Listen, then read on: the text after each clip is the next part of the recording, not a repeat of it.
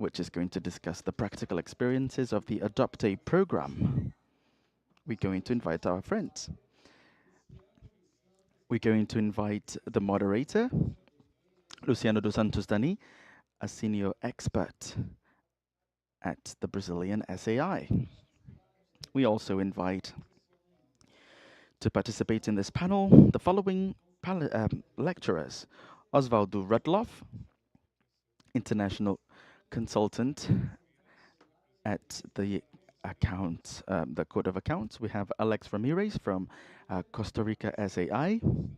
We have Eva La Rosa, who is the chief at the Department of Innovation of the SAI Paraguay.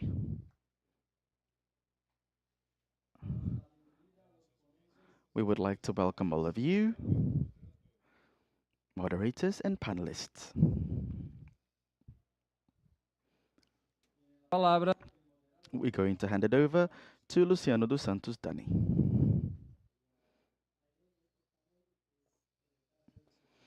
In this panel, we're going to present to you, we're going to give you an overall view of the Adopt A program. We're going to show you how we are using this program with the main goal of diagnosing the SAIs. We have to work with digital transformation and technology, so that's why we need the Adopt A program. Without further ado, we have Osvaldo, who is the mentor of this project. He supports us in different aspects. Osvaldo is going to tell us about it. We train a lot of different partners, and we've been doing some diagnoses for the past months. We have Eva and Alex, who are also member participants in this project, working in Costa Rica, Paraguay. They are innovation chiefs over there. And Alex is the leader of the Adopt A team in Costa Rica. So I'm going to hand it over to Osvaldo for him to tell us a little bit about the challenges that they face and the challenges that we've tackled. Osvaldo, please. Thank you, Luciano. Maybe we can have our presentation on screen. To get started, I'd like to thank the Court of Accounts for the invitation of participating in this event, and I'd like to tell you about some of the advances we've had this year as we implemented the Adopt A program. It's a program about technology, and the idea of this presentation, more than speaking just about technology, is to also tell you how we've been working in order to support this digital transformation process at each SAI in Latin America. For that, we have an agenda with 5 themes. I'm going to tell you some some basic concepts of Adopt A, how we've adapted this model in the Latin American context, and I'm also going to tell you what the next steps are. First of all, Adopt A is a program that was created in Latin America, and it came about from 2 initiatives by IDI, where we tried to measure the degree of digital transformation connected to the different aspects that we're going to mention very soon. At one side, we want to, on the one hand, we want to support the SAI's digital transformation process and help them with technological audits, a concept that has 2 major parts. First, we have audits on technology per se. We have to audit the programs, the softwares, we have to use blockchain, etc. And how to use the technologies at the SAIs to work internally in a better way, not just with auditing, but also with management.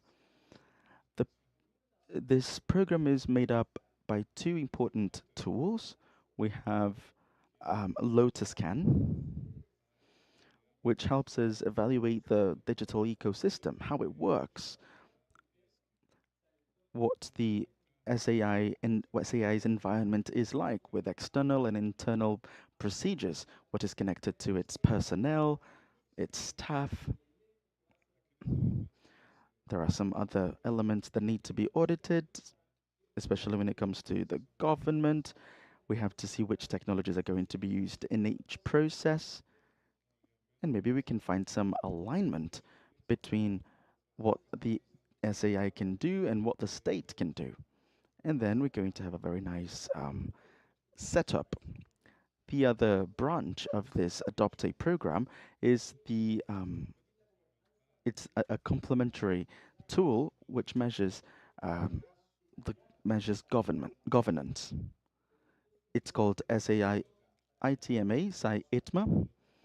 So we have LOTA to tell us what happens in the surrounding area, and SAI ITMA to see what happens inside.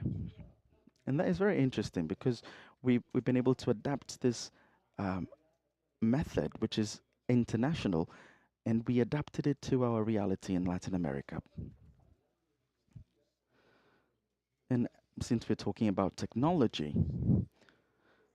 we have a background concept based on an idea, a central idea, which is also important for Adopte, is that we want to have people that are educated and trained. Not, we don't want to train or capacitate our machines. We know that in order to operate the machines correctly, we're going to need educated, well-trained professionals. And this is the idea of our program, with a lot of evaluations and assessment. We want to measure how much the technologies have been implemented. We want to see the degree to which it has been done.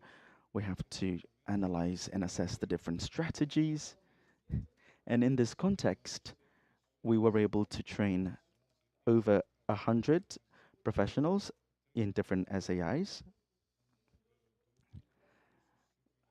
They had synchronized courses, and some of them were quite singular, not synchronized. And then we were able to observe that transformation process, not just theoretically, but also in practice. And for that, well, we had this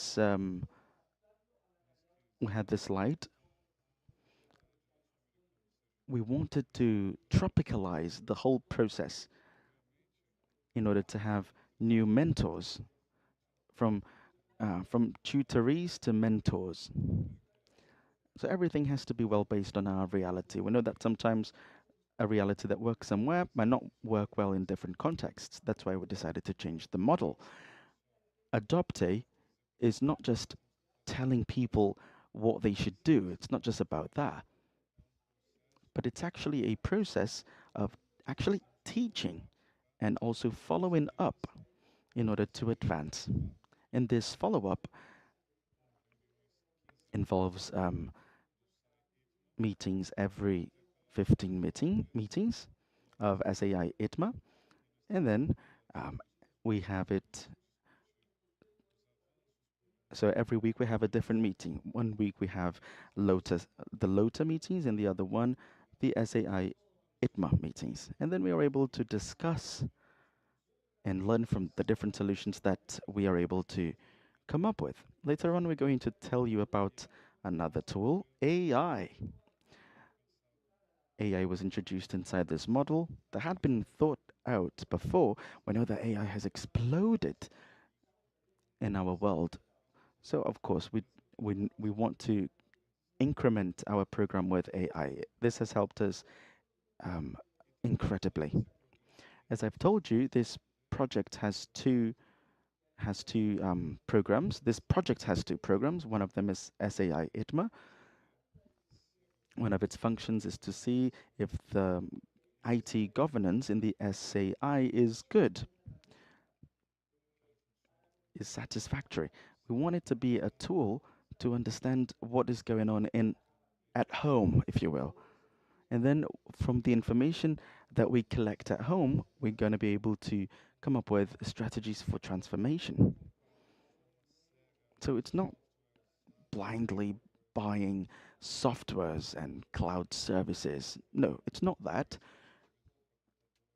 I'm not going to buy computers, build softwares randomly. No, no, no. I have to follow some requests, some requirements, sorry, that come from this model, from this tool, SAI ITMA.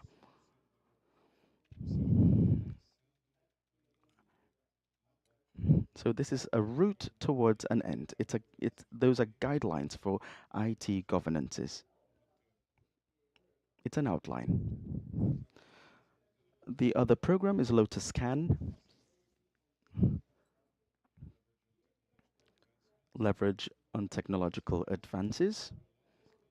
And this program helps us scan the technological environment with everything that is happening around the SAIs. There are some reviews on governmental strategies, and we need AI in these programs to help us out. We're going to understand what training is being given to it, to its personnel, to its staff, what we are lacking, what we already have, why do we need this or that. So what are the technologies that our government is using, and what do we need to audit? We know that blockchain is a huge database, and what are the systems that we use with it? What kinds of technology do we need to use in order to perform better auditing? We sometimes we use drones for the monitoring of public work, and then we can identify different gaps. Sometimes we have certain maturity when it comes to technological transformation, but sometimes we are not very much so in data analysis. And sometimes this is the moment where we have to, this is the place where we have to focus on. By means of the LotusCAN program, we want to reflect strategically on what already exists in our environment and how we behave inside this environment and how we relate to it in order to improve ourselves. And in this sense, we have the first innovations with LotusCAN. We introduced AI at work. How did we do that? If you don't know LotusCAN, it is a questionnaire with 200 questions. I did want to tell you that, not to scare you. It's 282 questions. And then I thought, well, they're going to kill us. Everybody that works at the SAIs, whenever you receive this questionnaire, are you really going to be able to answer 282 questions about your environment? So many questions, what the government is doing, how many people work there. So how can we actually make things easier? And then in this context, we started working with AI and we generated a prompt, which is a series of instructions that are integrated by means of AI to enter this 282 long questionnaire. It wasn't easy. It could have been easier, but there you go. We decided to use a prompt. But it's important to remember that we need a good methodology with cross references and precise information. And also, we needed to make sure that AI wouldn't go mad. We know that sometimes we have some discrepancies in answers. Sometimes AI can come up with some crazy things. So we have to be very careful. We had a rigorous information and prompts too in order to educate that AI. We used some information from IDB, from the World Bank, from each country's government. And upon that basis, we generated answers related to the 11 SAIs. I was checking what happened in Chile, and well, I'm from there, and I can say that after all of those reviews, I can say that not everything is so bad. So I'm really satisfied with that. And out of the other, from the other 11 SAIs that also did the same, well, all of those are very happy too. I really believe that it was positive. It means a significant advance. We were able to formally correct some things. We were very specific in some others. And in the end, it was quite exact and objective. We are very satisfied with the results. I'm going to tell you what the next steps are for the project. As I've told you before, Lotus Can is a process created by IDI. And Luciano said, well, how can we link the SAI's works whenever they are evaluating or assessing their environment? How can we connect what is happening on a governmental level to what is happening globally? And then we have some digital transformation marks. Actually, a digital transformation mark, singular, and its objective is to inform what the gaps are, what the problems are. So we have um, documents that show what is negative in human development. So we came up with this digital transformation mark, which will guide us in our planning and execution. The execution of these initiatives. It's very similar to Adopte. When we work with these two tools, we see that we can generate a work report that is going to be satisfying. And then we're going to have traits from both programs. And then we can use this mark with different tools, the Lotus scans tools, and then we're going to have hybrid reports. So when the SAIs need to request for funds with government or international cooperations, these requests will be very logically described according to the programs. And of course, we can use that on a global level too, not just on an SAI level. It's a mark that works by means of 5 pillars: people, government, connectivity, regulations, and economy. Each of those is going to be very specific for each program, and we are working towards the completion of those reports using that structure. That's why we have to facilitate this marketing procedure. We know that SAIs are going to have to dialogue with international cooperations in order to have funds for their digital transformation. So we want to make that all easier. Inside this mark, we have another tool, which is this compass of the digital development compass. It's like a GPS. It's a huge database. It was applied in. It has been applied in different countries. We used Korea here. We we didn't want to put any Latin American country in order not to have fingers pointed at anyone. So we crossed some data and we saw what we could be working on. So the example here is the Republic of Korea. So this really allows us to keep advancing because we have all of that array of pieces of information which are available. So where are we today? We have 4 SAIs which have already finished the first review: Guatemala, Honduras, Paraguay, and Uruguay. They have already finished the first part of the questionnaire.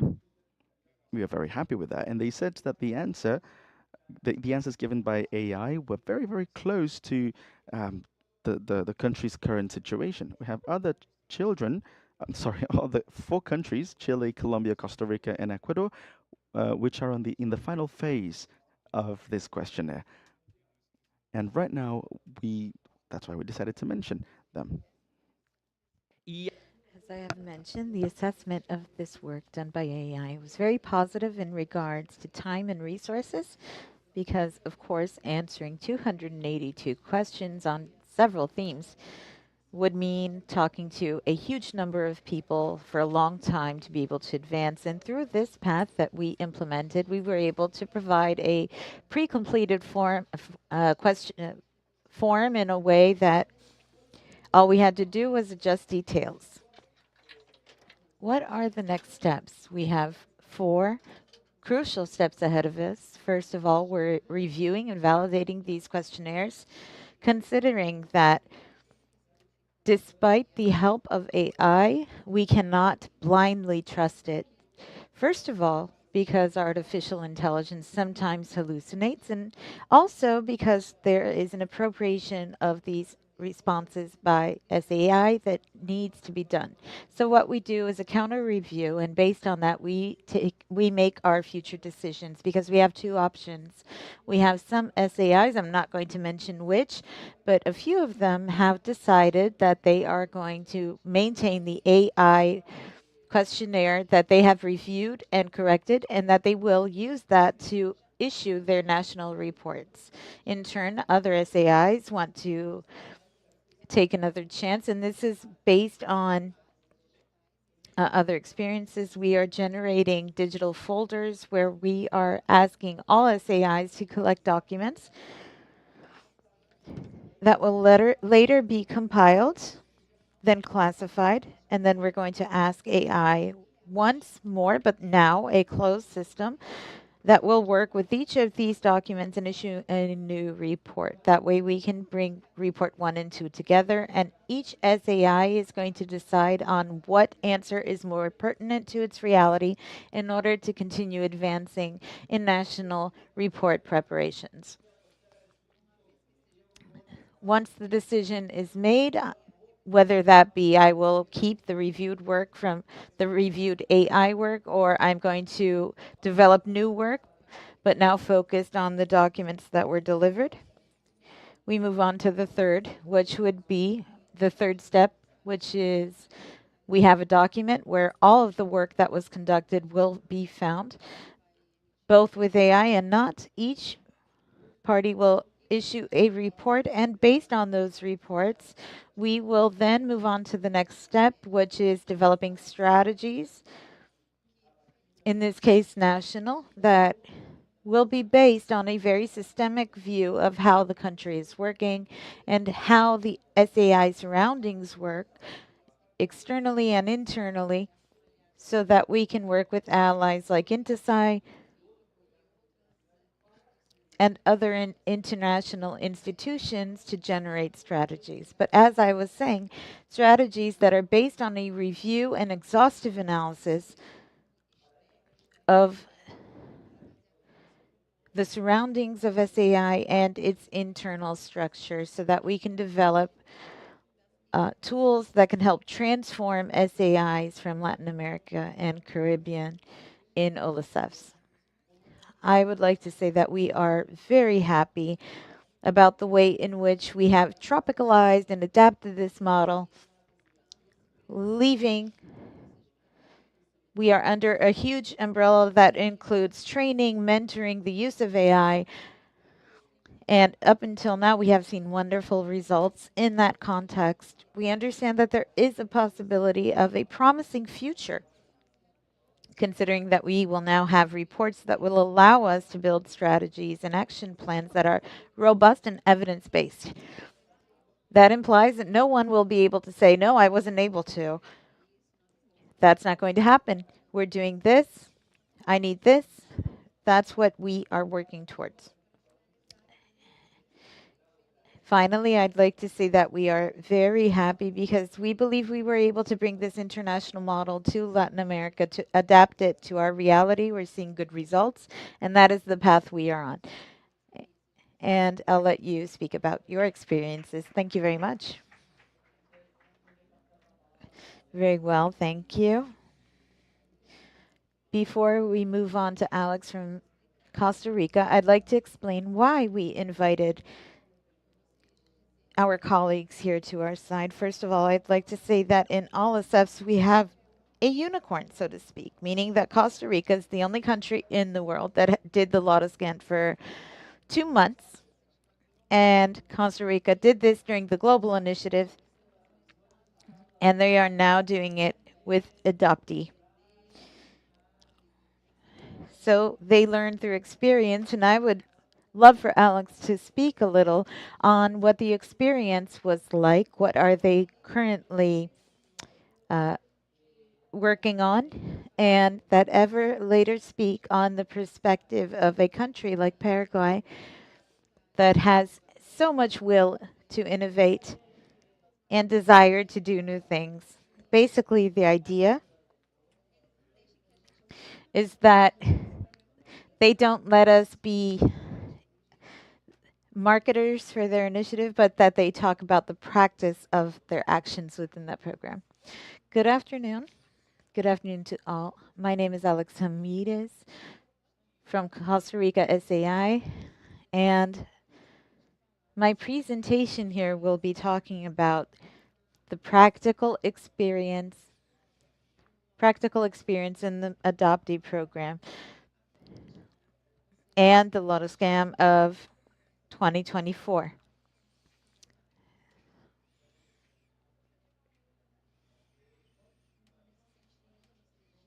In that sense, I would like to say that in 2024, we applied this tool called LotusScan. We defined a work team that, despite being multidisciplinary, had people that were basically in charge of the audit that follows. So the next year implied in building this from the ground up and this team, and based on that we developed the entire process as such, and the results were a audit strategy, audit strategy from 2025 to 2028. This year we were able to participate in adoptee, and LottoScan was applied here too, but also SAI ITMA. So now we have two work teams where, in addition to being multidisciplinary, we have people from different administrative units of the institution coming together. So in addition to people who are from the audit department, we have human resources, we have government, we have IT. The year before, all we had was a team. And this time,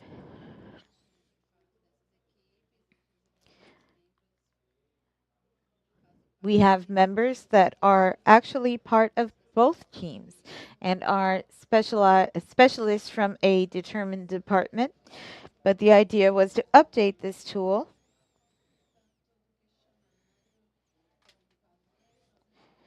and we received a questionnaire, the same one that was mentioned, that was answered with the help of AI. And that interaction resulted not only in the comparison between answers of both years, 2024 and 2025, but also the question, analyzing the questionnaire generated by AI. We are compiling the data necessary to a second phase of the AI questionnaire, and the completion of the SAI ITMA tool. You can see our whiteboard from the LotusScan. We reviewed this tool. We made a few adjustments. We added some information, and this served as the basis of the work that was developed throughout this year. In addition to that, regarding the questionnaire, we worked in 2024 with a method that was a little bit more artisanal. What we did was develop a calculation sheet with a set of questions, and each member would answer these questions based on their own point of view and knowledge or their role within the Court of Accounts, and that way we consolidated a single answer at the end. This year, since we already received the questionnaire that was answered by AI, we have a different interaction. We are looking at the answers, seeking to confirm if what AI is giving us back is according to the reality of Costa Rica, or if any adjustments are needed, any fine-tuning to these answers, and of course, in some cases, some alterations or correct errors, so that we are able to provide more precision to the answers provided. In order to do this, we used AI tools that are available at the Court of Accounts. We used AI to confirm the answers, and a few members might have the answer to this, but this is the tool that we use to confirm some of the responses provided, always considering that this is simply it raw material, and we always have to look at the answer and see if it is a true one.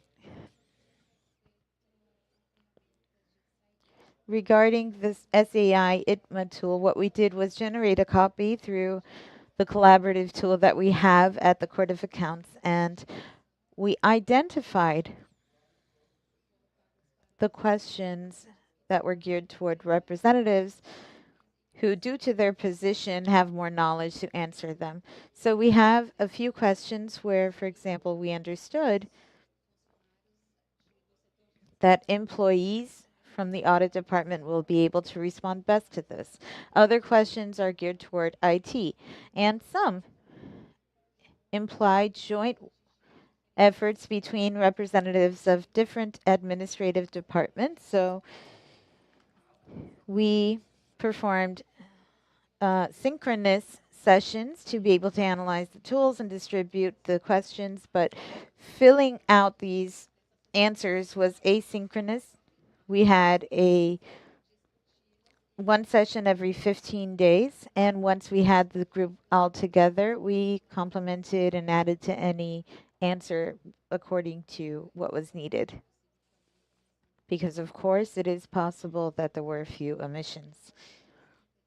We also used AI in this case very similarly to what Osvaldo mentioned. It's an AI, a closed AI, in order to understand the methodology. More specifically, with SAI ITMA, we hadn't worked with this before. We had the 2024 experience, but with this new challenge, we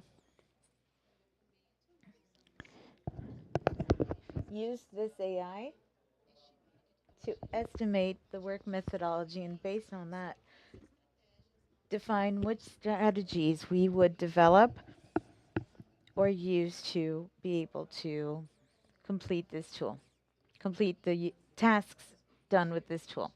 Using LotusScan and SAI ITMA allowed us to identify technology inspection activities and also to identify how we could use technology in these audits.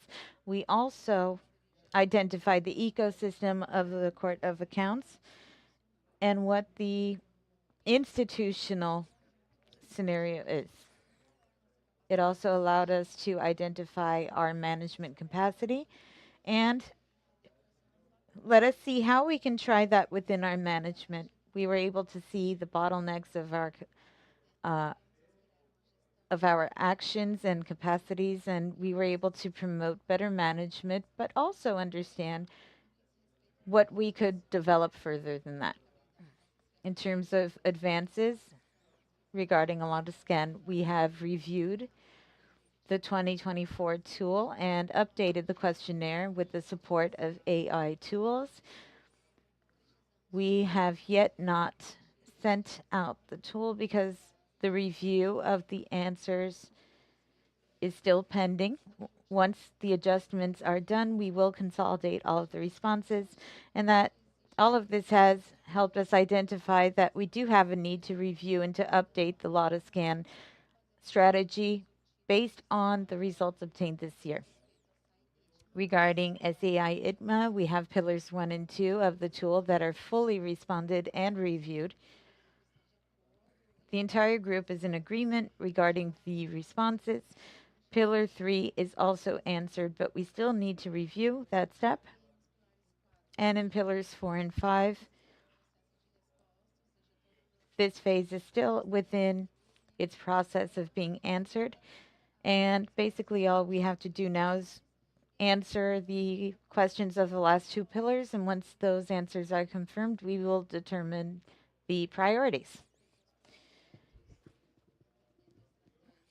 In terms of projects, once we understood the strategy developed throughout last year, we developed a number of technological audits regarding information security, the information systems functionalities, and management of technology projects. We had 6 audits last year. We had 4 audits this year, and we're thinking about 10 for 2026. This year, we also issued the Management Capacity Index for Information Technologies, which isn't exactly an audit, but it allows us to have an overview of the public sector. We had the participation of 265 institutions, and that allowed us to understand the use and how much was being yielded from the IT institutions. And this will serve as a basis for the processes that we want to develop in terms of risks and audit themes.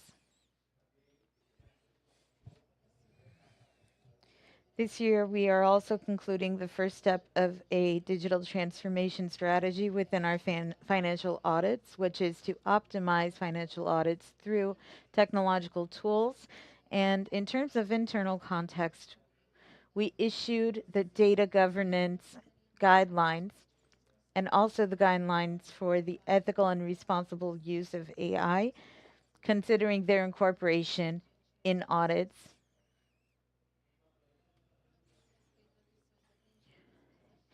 Lessons learned and challenges. We are now in a moment that changes a lot. We know there will be changes ahead. We're not sure when, but they will come. And these changes reflect on needs and the necessity to develop strategies that are resilient and adaptable to these alterations so that we are able to meet the needs to come and the changes to arise. We also have the challenge of reaching integration and integrality in the projects of the Lotus strategy, the review and update of the strategy under the light of the 2025 exercise and the results of SAI ITMA. We have to be aware that all of this is part of a strategy that seeks to foster internal dialogue and partnerships and awareness that all of these projects is part of a bigger system of gears and pulleys. So complementing this with SAITMA's results, that is our conclusion. Our future expectations are to develop projects in 5 main axes, which is AI use, digital transformation, financial audits, data analysis, and IT audits. También desarrollar, seguir con estos diagnósticos del entorno externo, así. We also intend to continue these diagnoses about our external surroundings. We will have our TI index and performing these types of measurements around information data and technology requires constant monitoring, and these are things that could already be consolidated. Our hope is that the diagnoses that are reached offer us better answers than those that were achieved in years prior, and we also expect to be able to count on a detailed, complete inventory on technologies internally so that we are able to develop training sessions wherever there are gaps and also create alliances and partnerships to incorporate specialized technology for a greater coverage and reach and impact on citizenship. So this is the experience that we've had. This is what we've had in the Controller General's office with the adopter process or project.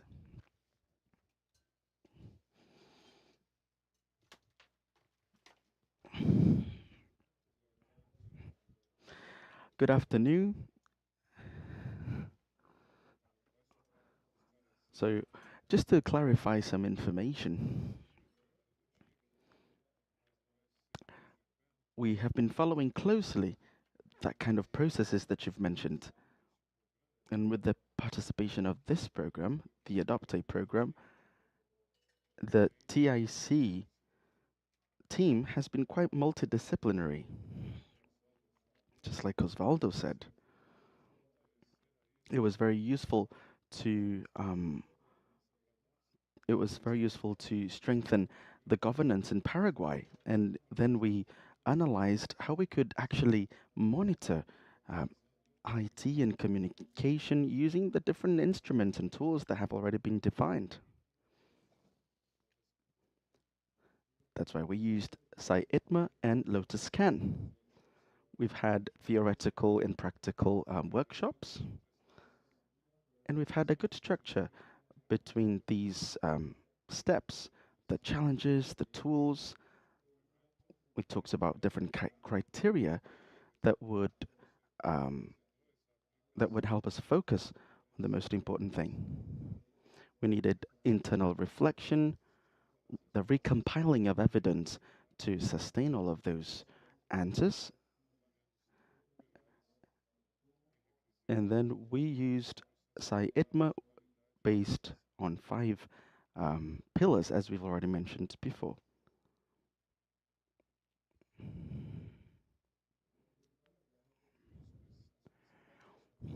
The most important findings that we had with the SAI in Paraguay, so we see that we are at a high level in governance. We had level 5 in Paraguay with all the different pillars. We can highlight some of the most important things in this evaluation. Inside our legal marks or framework, we can see that it's got the highest score in institutional requirements, quality and optimization, results, processes, and assets. So this has really allowed for complex audits. So it has really helped us manage technology and information. We see an integration of the risk components as something obligatory in the planning of the audits. The open culture and a self-critical exposition and feedback processes have really helped the auditing and technology teams.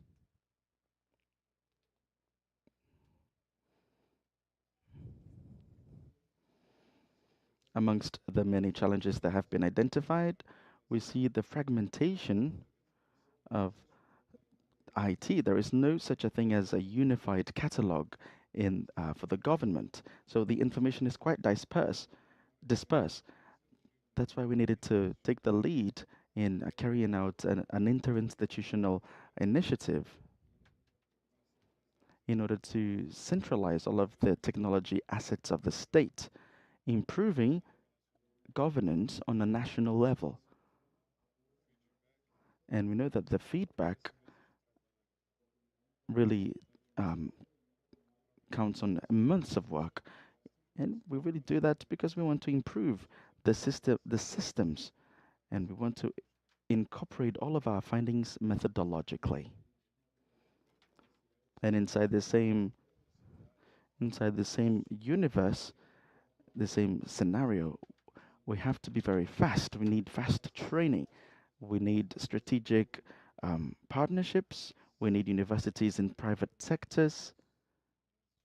We need to have good data analysis. This is the route that we have to follow for the next years. We have to invest on the potential of human capital with Vanguard tools.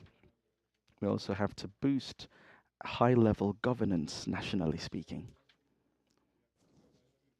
And we have to be agile with continuous learning and adaptability. Thank you very much.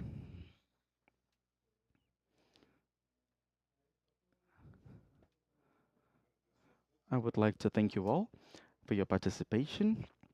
Now we're going to have a Q&A. Actually, we're not going to have a Q&A session due to our limited time.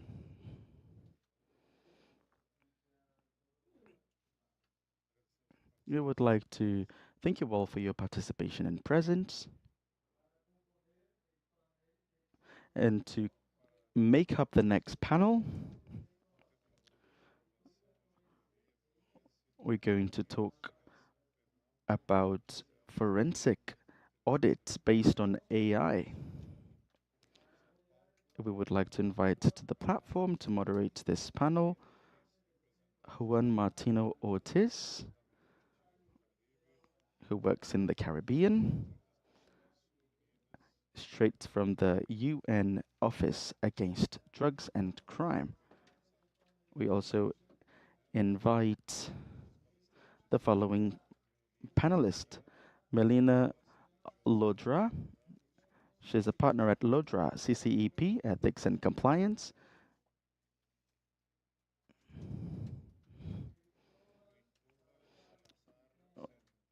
We're going to have Christovan Salazar, who is a helper at the Anti-Corruption Department of the Controller General's Office in Chile. So we would like to welcome all of you, panelists and moderator. So we have here all our participants. Good afternoon, everyone. I would like to thank OLACEF for bestowing us this opportunity. And I'm going to tell you a little bit about forensic audits and criminal investigation based on predictive AI. So maybe we can share your presentation with us. To start, I'd like to introduce you to our panelists. We have Melina Jodra, who is an expert in Argentina. She works at Ethics and Compliance at CCP. She has a master's degree from Chicago, and she has an experience on how to develop administrative investigations and how we can use AI in this context. We also have Cristovan Centeno, who is an auditor in Chile, who will also give us an example on what is taking place in their region. To get started, I'd like to tell you about the regional platforms that we have for the United Nations Convention against Nations Against Criminality and Corruption. So we refer to a forum of regional experts. We are referring to this forum that will debate priority themes in distinct regions. That's all connected to transparency and the fight against corruption in the Caribbean and in Latin America. We have 3 regions, as you can see, in 3 different colors. We have Mexico, we have Central America in purple,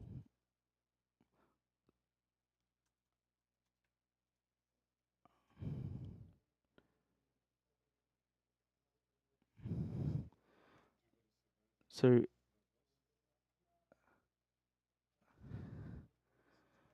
about these platforms, the 3 areas that you can see with the use of technologies, especially AI, for the prevention of corruption, well, that is being well carried out.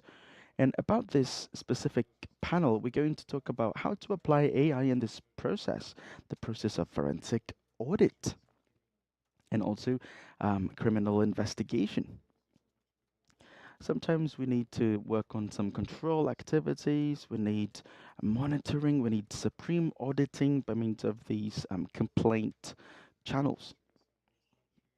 We need to work on different pillars that will take advantage of AI to analyze lots of data, and also improving the technical precision of these reports. This is something very important that the public power needs to work on. And then we have to analyze different documents, we have to prioritize evidence, amongst other activities too. We have many challenges which are quite pertinent. We need capacitated and well-trained staff. We have ethical considerations. We have to, um, we need to be quite inventive in technology and many other things that have already been mentioned by Nicholas. Now I'd like to hand it over to Melina, who is going to give us a practical presentation on how to use AI in the contexts of administrative investigations. We can move forward. First of all, thank you. Thank you very much. Thank you for allowing me to be on this panel. I'm very happy to be a part of this assembly. It's a very enriching experience. Thank you. Now we're going to go to presentation number 2. So we have to have a practical view on predictive investigations. So what does that mean? That means that we have to transmit the message from AI, which will allow us to investigate a certain event. We have to investigate the suspects, some irregularities, in order to predict um, a good decision-making process.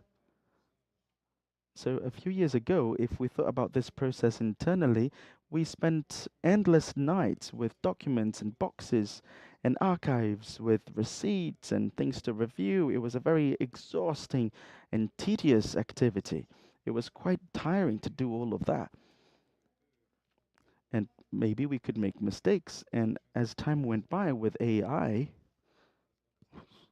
and the new technologies, well, we've learned how to automatize, how to make it all automatic in a way that is definitely that makes better use of time. And that's why we talk about AI.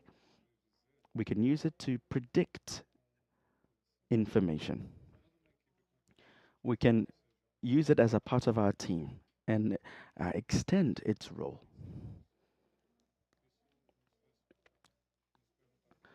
So, what is it to predict? What does that mean? Whenever we talk about predicting, we have to announce something that is going to take place in the future. There are 3 ways to do that. We can have beliefs on the supernatural, that's quite mystical. An oracle, maybe. Like w- whenever we think about different peoples that used to use different ways to predict the future, such as sometimes even connecting that to sports events. We could also work with indexes and hypotheses. For example, all of us have experiences, we have ways of thinking, we have intuition, which also leads us to predict that something might or not take place. So you can imagine that this is subject to mistakes, to errors, so it's quite subjective, isn't it? It can be partial too and biased. And so when we base ourselves, when we are based on evidence and science, that's when AI can be used for that prediction, because it's based on accuracy and science. And as investigators, we're always running exhaustively after we're running after information. Sometimes it's a bit too much. Sometimes we have to speed up with diligence. We stress over time, we stress over our budget. We can say that it's a data tsunami, if you will. Some things are very difficult to deal with, to manage.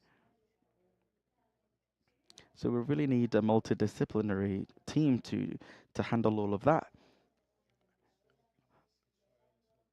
And we know that it doesn't take just one person. Sometimes we have to deal with a team. We need a team to work with all of that. And then sometimes bad things happen. We see some frauds that take place, and then we understand that our adversaries are quite sophisticated. That's also something to recognize. So we have some limitations that we have to deal with. Besides our adversaries, we also have our regulation limitations. And that can also be an obstacle. So, in this context, as we said before, there are many challenges. Even though AI is strategic ally, it's important to remember that there needs to be a change in paradigms where investigations, besides being reactive, they have to be proactive and predictive. Sometimes we have complaints about irregularities and frauds. We have to analyze what is happening, but we have to use AI to make it faster um, and more precise. We can have it in. We can have it done with a more in a more proactive and predictive way. So I can establish some um, conduct parameters or settings. So, for example, if we have a company that is a supplier, and then we think about its CEOs or directors, sometimes they might have some family members in that team, in the team of the recipients of his service, of their service, then we might see some sort of nepotism, don't we? We're going to have a conflict of interests there. So it might be necessary for us to be diligently analyzing those suppliers, and then we're going to proactively react. So whenever we project a compliance and integrity program, we're going to need to have this holistic view. It's not just reacting, but it's actually working with the elements that we've received throughout the outsourcing process. This can be useful later on in the investigation. So we see that AI is a strategic ally for us to detect all of that, to do the annoying work, the boring work, the tedious activities, the tedious tasks. We have a player that is in the pitch. He is always scoring goals. He is a victor, and now he becomes a captain. Maybe we can compare AI to that. So people that people that are working with this mate are going to benefit a lot from it, from his efforts. So to sum it all up, AI is not here to replace investigators, but actually to work as a teammate, let's say. That it's so. So it can actually rid us of a charge, of a load that will give us stress. For example, document review, which can be done systematically or automatically by means of AI. Maybe we can have some conduct patterns that will help us react before, in advance. And then we're going to have a more extensive view, a coverage, not just of a fact that was denounced, but maybe we can cover other elements that might be connected by means of different tools. We can have a data crossed reference. We can do reference crossing and all of that data. We can have Excel sheets. We can have invoices. We can compare different pieces of information to see if that all of that complaint is actually based. So I believe that in that sense, we have understood that AI allows us to have a much broader reach. For example, when we're talking about fraud, and within that subject, we have to consider the design. And depending on how well designed it is, we can have better traceability. Here, I'd just like to share that we asked ChatGPT to create an image comparing a fraud investigator 2 years ago to one who is working today, and how this person would work with AI in the future. So, of course, the first image, we have a man sitting behind a computer, burdened with a number of documents, I believe some of you can recognize yourselves in this image. This is when technology was coming to be, but a lot was still done manually. Nowadays, if we do have a few tools with AI, and we can see that the review of documents is a lot more automated. But of course, we do have a human team that is fundamental to these tasks. And the future only God knows. We'll have to see if ChatGPT was correct in this third image or not. So it is a point of view that is much more comprehensive in terms of the path to be chosen and to be taken. But in any of these, the human factor is essential. The first image that you look at, you will see that it is the human factor that determines the rhythm of the activity. So I think this should be really emphasized. We invented a case to share with you so that we can compare how we would investigate this before and how we do it now with AI. This data is fictitious. It is a state-owned company that funds homes in Argentina and launched a very ambitious project to build a neighborhood, 5 neighborhoods with 3,000 homes at 120 million in expenses. They have a long history in the construction industry of the country, and we received a complaint where they allege that the prices were stretched regarding this project and that this company might have a relationship with the chief of construction of this project. And based on that, we look at the appropriateness of this complaint. We talk to compliance, and they establish a plan to begin this investigation. Of course, that would take so much time, including all the details. So, what should we do? Should we collect and preserve evidence and certify that we have all of the documents and that we understand, for example, that we need to collect a few digital devices? We have to go search for we have to go search for clearances to be able to obtain these devices. We had a case in the past where we spent 1 month just determining if we were going to be able to access such devices, because what law says, what the legislation says, for example, is that yes, it is possible, but there's always a risk. But internally, we had rules that were not clear on this subject, and this involved someone that worked inside the Court of Accounts. So it was a very sensitive matter. And this is just one example. When we prepare, for example, a program with all of these policies and guidelines, if we did have that in place, we could have looked at it and we wouldn't even have anything to debate about. We would have saved ourselves 1 month of discussions back and forth. So we have the preliminary investigation that would take a very long time, and for us to be able to establish evidences and how we are going to collect them and preserve them to be able to use all of that before the courts.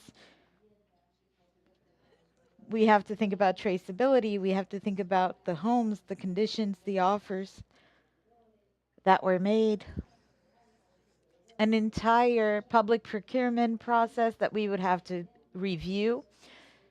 So we would have to review proceedings where this supplier was involved with other public bodies so that we could understand if there is evidence towards overpricing, and basically so much to do to understand if we have the elements to keep moving forward, including interviews and all of this to be able to initially map the key people within this fraud scheme.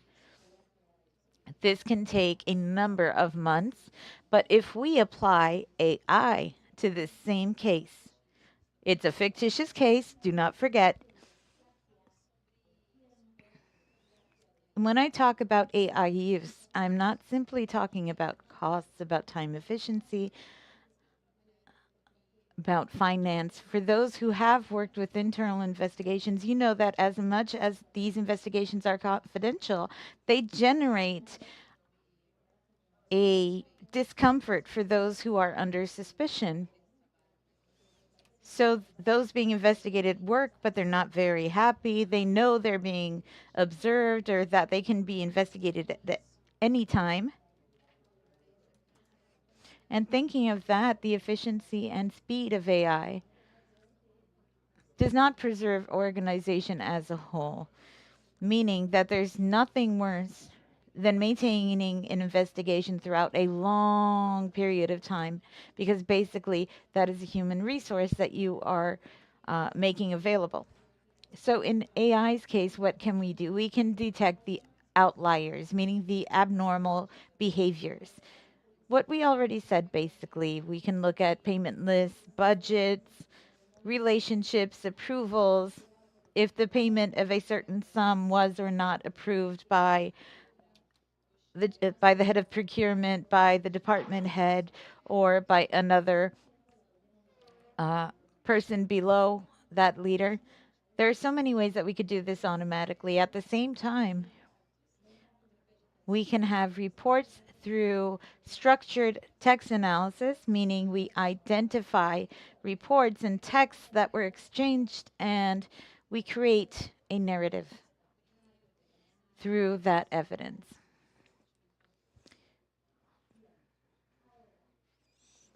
Okay, once we have that, or since we said that, as we have mentioned from the beginning, we also have challenges regarding the fulfillment of all of this. It is tempting to seek out AI because, of course, there are a number of benefits, but the speed should not be above legal efficiency. Meaning that everything that we are producing in an internal investigation should be able to be, should have a legal basis. I should be able to explain, look, the algorithm gave me this, but how am I going to explain my journey until what was delivered? So I have to be able to explain everything that came up. Also, the availability and quality of data. We have to make sure that everything is done exactly as we wish based on the prompt that we devise. And so it's crucial to prepare this in the proper way to be able to obtain quality evidence and to be able to explain this custody chain, just like in the example that I mentioned previously. So we have to collect those devices. We have to have a copy. We have to preserve all of this material to avoid that in the future the person investigated doesn't come up and say, no, somebody touched my phone and did something to it and it was altered, adulterated, and we have to consider that when we are going before the legal system. As was mentioned, due to time, I'm going to continue my explanation with confidentiality. We know that in Latin America, we still don't have a specific legislation regarding AI, but we do have international AI frameworks. Like we have alignments from the Justice Department of the United States, where they analyze how AI within internal investigations and how it's going to be used, and that sort of dictates a pathway. We also have to define the institutional responsibilities before automated decisions. So transparency on the use of AI. This is extremely important to know how we use this and understanding that the responsibility does not change simply because you are using different tools for this same work. The responsibility, legally speaking, is still ours. And as a conclusion, what are the lessons learned? My final message is that through the appropriate use of AI, through an ethical, transparent, and responsible use, we can not only use AI to conduct an investigation and resolve this issue much faster And with less cost, AI can also help us monitor our program and helps us make decisions from a strategic standpoint because it enables us to understand what can take place in the future regarding the different tools. So, what we understand is that the investigator or the legal team is not being replaced by AI. They can simply act much quicker through this assistance. So, I believe it is crucial to understand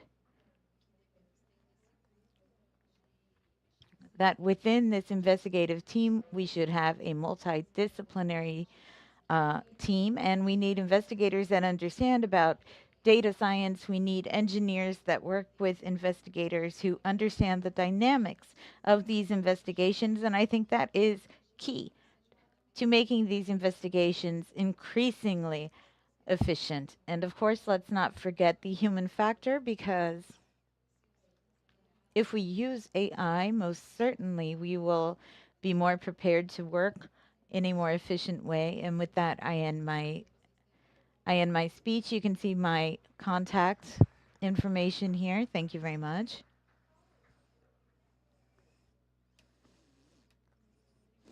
Thank you very much, Melina. I really loved the expression that you used saying an augmented investigator and also the comparison between how to promote an investigation with and without AI. I would like to grant the floor to Cristal from Chile with a graduate diploma at the Catholic University of Chile, also a diploma from Barcelona University,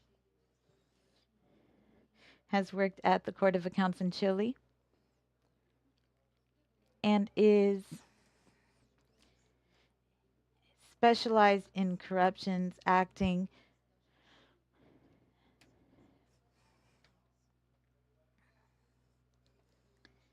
First of all, good afternoon to everyone. It is an honor for me to be here representing my country, representing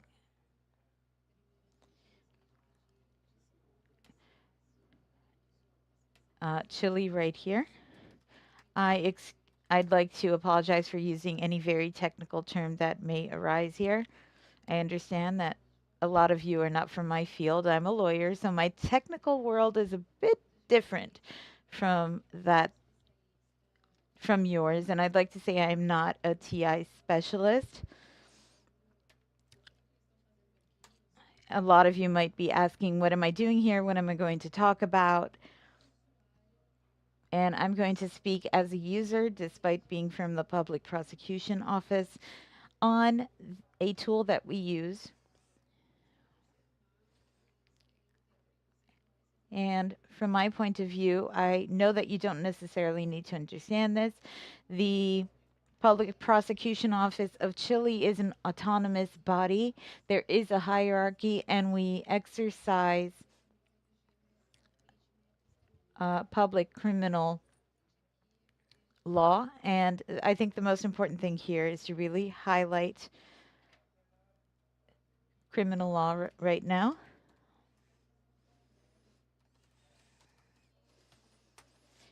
And I want to create a parallel between what we can investigate. We investigate crimes.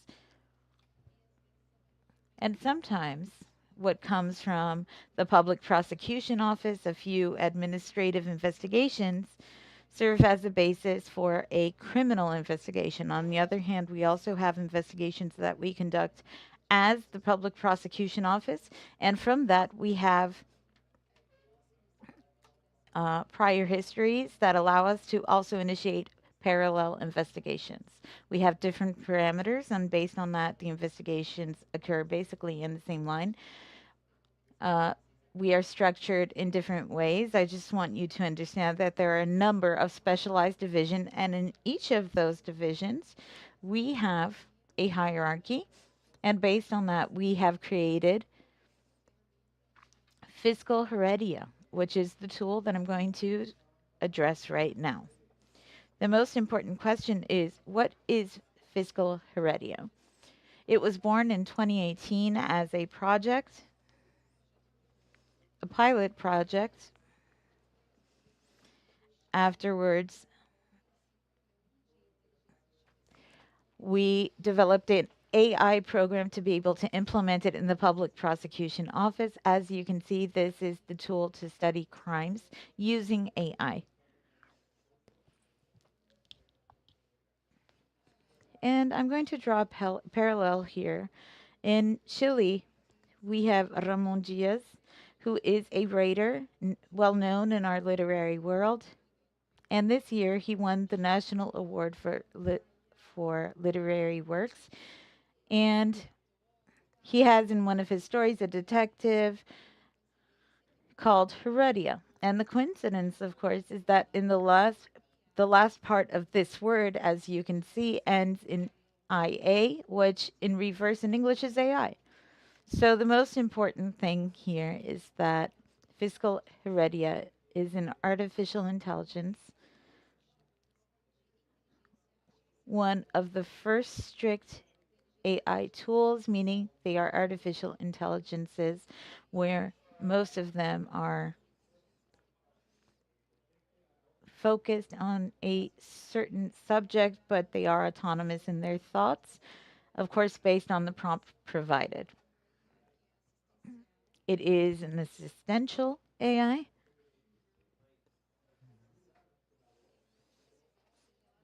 It is not a decision AI, so it assists, but it is not autonomous in terms of making these decisions. Us, as part of the Public Prosecution Office, we instruct this tool so that it can assist us with information. And the third item here is that it is a generative AI, and that has to do with language models. And I just want to talk a little bit about the definition of this type of AI and what can it be used for. Its uses are varied. So what does Fiscal Heredia do today? We can process huge volumes of information based on reading and summary of several complaints. So imagine what these formats could be. We have Word, PDF. It finds behavior patterns among crimes, recognizing third-party relations and including that in reports. So it does perform a few analysis based on the information we feed it. It identifies crimes and risks. This tool suggests initial diligences so that we can research and investigate the participation of those people. It can also generate a few it can also generate a few memos and other texts. It can bring uniformity of criteria and traceability. It looks at the chronology of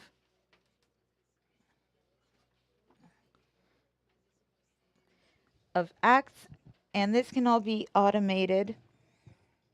So right here, what this AI can do actually depends significantly on us and the questions that we want to ask.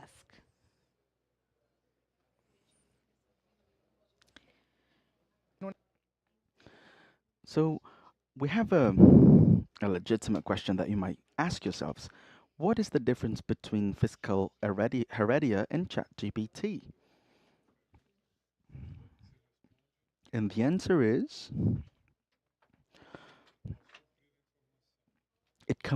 it's all about the information supply. For example, ChatGPT is open, it's public. In our case, with Heredia, since we are a public institution working with criminal investigation, we are the ones feeding Heredia or Herod AI with information. So when we filter all of the information found there, if we disclosed this information to others, we could actually be sued, and that would be considered a crime. I would like to share with you the interface of Hered AI or Heredia. We can enter our username, our password. Very few people have access to it. First of all, because it's expensive. Here we can upload some files. It's not open to everyone, but it's used by some auditors and also by some analysts uh, in the government. So we have the interface of Fiscal Heredia here. We can request different kinds of information and then analyze it. Here, what we do is we can use a certain person or a company. We can submit the person's or the company's name, and then we can have some information on it. We can also download some of that information. And by means of this platform, we can actually access the official registers in Chile, and then we can have access to all of the companies that have been registered in the country. And then it searches quite rapidly. It searches for those people or companies that have been registered, and can see the connections between all of those too. Maybe we might have some issues with partners or the participation of a certain company in some projects. So we can actually work with this societal grid or network, if you will. If a while ago, we decided to do that with a certain person, and then little by little, we were able to connect that one name to different people and different institutions with which that person had been in contact. We can use it in different kinds of investigation with positive results. And these results can be exemplified in here, as you can see on screen. We have the influencer operation. We can use AI to disarticulate a gang of teenagers that were causing trouble. So they were going in different. They were going in different cars, and then they would stop people to steal from them. We call that encerronas in Spanish. So what we did, we used AI to have some cross-referenced data from social media and other sources too, and then we were able to actually see some police notes or police reports, and then we were able to identify at least 8 of those teenagers. So this really shows us what we can do by means of this through this tool in the future. A second case, which is connected to Fiscal Heredia, some Chilean auditors were helped to find fugitives, and this helped increase in 40% the recapture rates or rearresting rates. So again, we had we had cross-referenced data, and then we were able to actually increase that rate, which was very useful, of course. And then before we tell you about the problems and challenges that we have faced, myself, uh, as a user, I know that I sometimes go into this system to do some investigations, and I know that I have an access to 7 terabytes, and then I can work with a lot of memory We can collect a lot of information. I can use that in my own investigations, and then we can put together, for example, keywords, and then we would relate those keywords to different crimes that we were investigating. So we sometimes we can use information found on cell phones, on mobile phones or computers, and also in private conversations on WhatsApp, for example. We can filter all of that information, and it's interesting because we can use that to public figures too.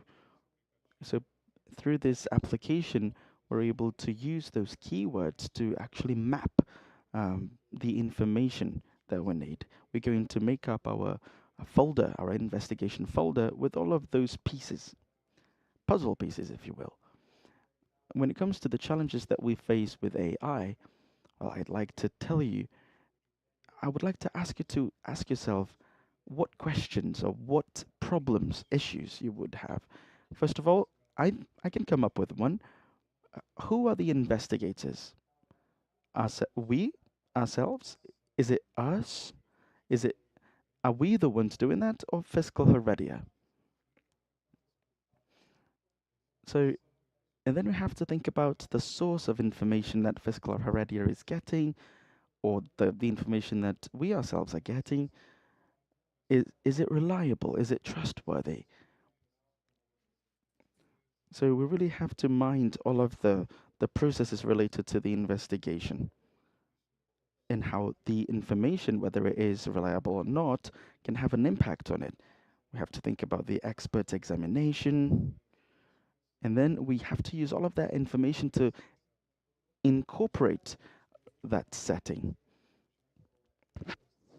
So as users of fiscal heredia, we have to make sure of the information that we find there and to see if it's reliable and relevant.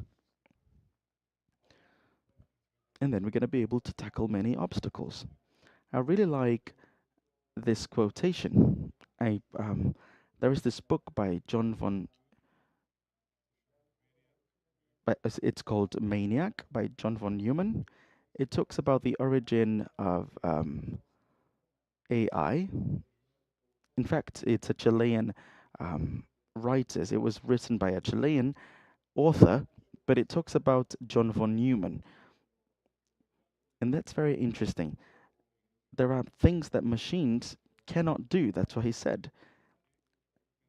And then it's interesting to see that, because if you tell me exactly what it is that they can't do, I will always be able to build a machine that is able to do that. So just to conclude, this shows that we have to support ourselves. We have to rely on AI. We have to be responsible. We need to have accountability too. Make sure that it is humans who actually can build stuff. Just like John von Neumann said, sometimes machines can't do stuff. Humans are the ones who build machines to do whatever they would like. So we have a huge challenge ahead of us with AI. Here is my email. If you would like to get in touch, feel free. Um, if you would like to know more about fiscal heredia, you can feel free to reach out to me. And this is how I end my my participation, talking about the role of auditors in different phases. I really believe that this tool is going to help your countries, your respective countries, and your companies too. Everybody will be able to use AI in investigation in the proper way. Thank you. Thank you, Christopher. That was a very interesting presentation. We always want to have successful experiences um, to use in our own growth.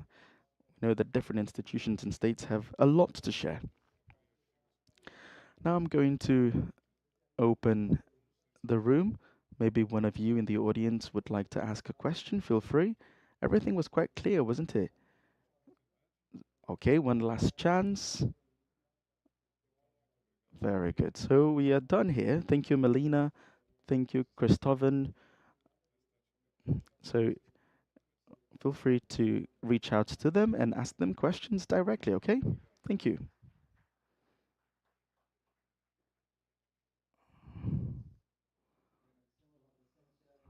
We would like to thank the presence of to thank you for your presence and to make up the second panel.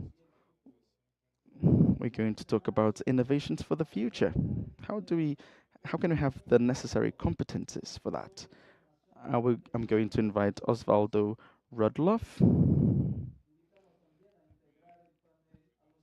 We also invite the following panelists: Leandro Buendia, who is in charge of the international affairs of Chile,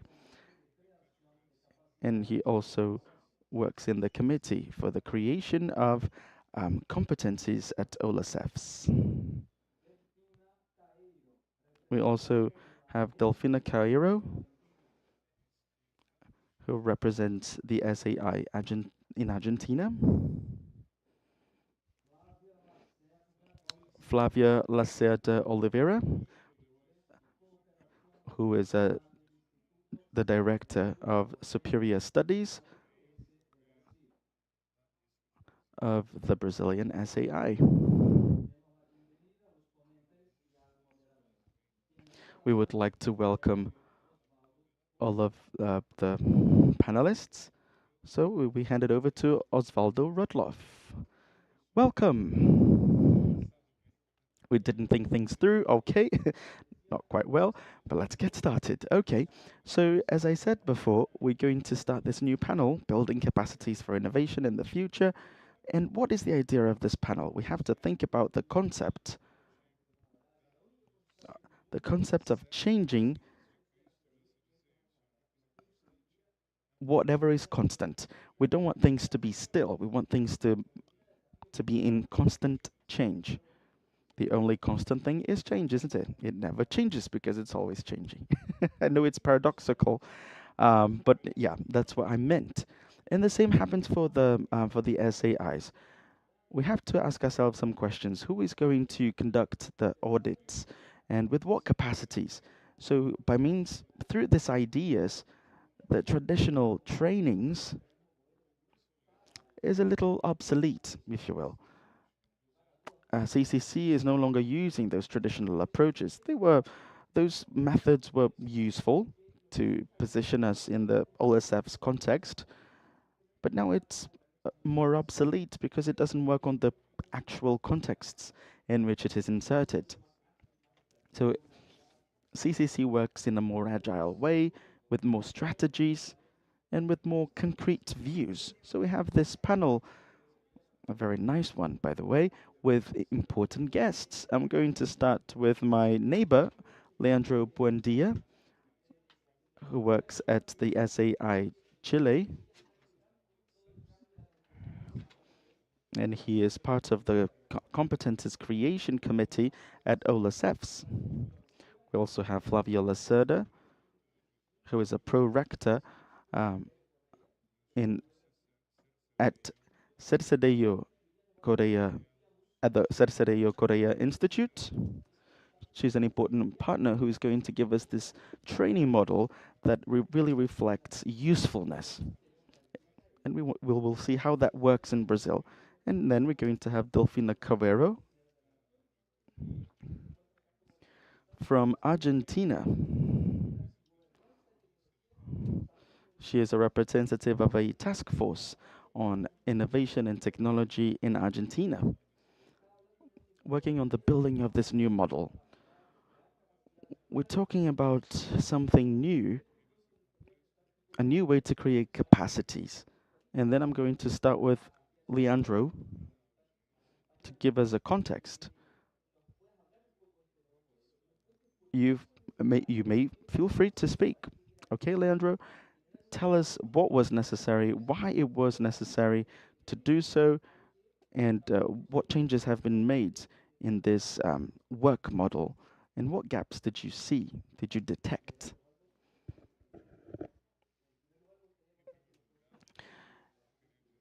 So first and foremost, I'd like to say that in the Chile SAI, we had the chance of having this presidency last year, and we wanted to develop a training plan. It was one of the first activities that we wanted to carry out. The first phase that we had to implement was a diagnosis of the needs for competences. So we had some consultation and advising, and one of the results that we found connected to this planning, this training plan, we saw that we needed to offer independent courses, and that was a big success in the region. We had to be always aligned to OLACEFS and generate a training model that is connected to the current needs. And the main results that we had during this process, this diagnosis process, when we analyzed the current courses that we had then, we saw that those courses were quite fragmented, and the offer of those courses was fragmented too. Each SAI had their own standard. There was no collective pattern to be followed. There was no needs analysis. So we needed a pattern that was connected to each SAI's needs. That was a problem that we identified. This lack of alignment with the current needs and challenges. And from then on, we knew that we had to do things differently. One of the courses that is still one of the most um, used one is the one on AI. We know that we talk about it every day. We had a problem back in the day. It was to evaluate the impact of our courses. And then people would do some research. But there was no assessment on those people's performance. So we had different initiatives throughout the last years with different task forces. And then we weren't able to determine if the courses were actually capacitating people, improving their performances in each SAI. I don't want to take too long, but what I want to say is that we determined as a result some important things. We know that we all have to offer these courses in an organic way. We have to professionalize, to capacitate, train our staff. We want people to have better skills in their respective regions. And I really believe that having this help from Enterprise is going to be useful. Thank you, Leandro. As you can see, we're going to have this panel in a very different way. We're going to have a dialogue, because if not, it's going to get too complicated. Now we've already discussed the gaps. We want to close those gaps. We have the learning curves. So in this context, I would like to ask a question, a general one. What is this learning draft or itinerary, and how can we connect it to um, adult learning? How can we connect that to people's experiences? What do previous studies and present studies reveal? How can we set it all up so those concepts can actually work? Thank you very much for the question. This learning, uh, this learning pathway or journey is completely new. It will be implemented this year, and it is related to a direct response to the challenges that we have had before.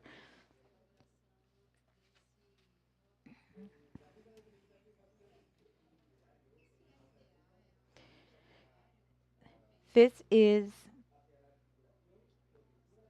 a roadmap that shows and talks about the articulation and development of competencies in a few sectors. This was a proposal by the work developed with the consultancy that is assisting us in following up on this implementation process regarding our new pathway. And this roadmap indicates the advances that people need to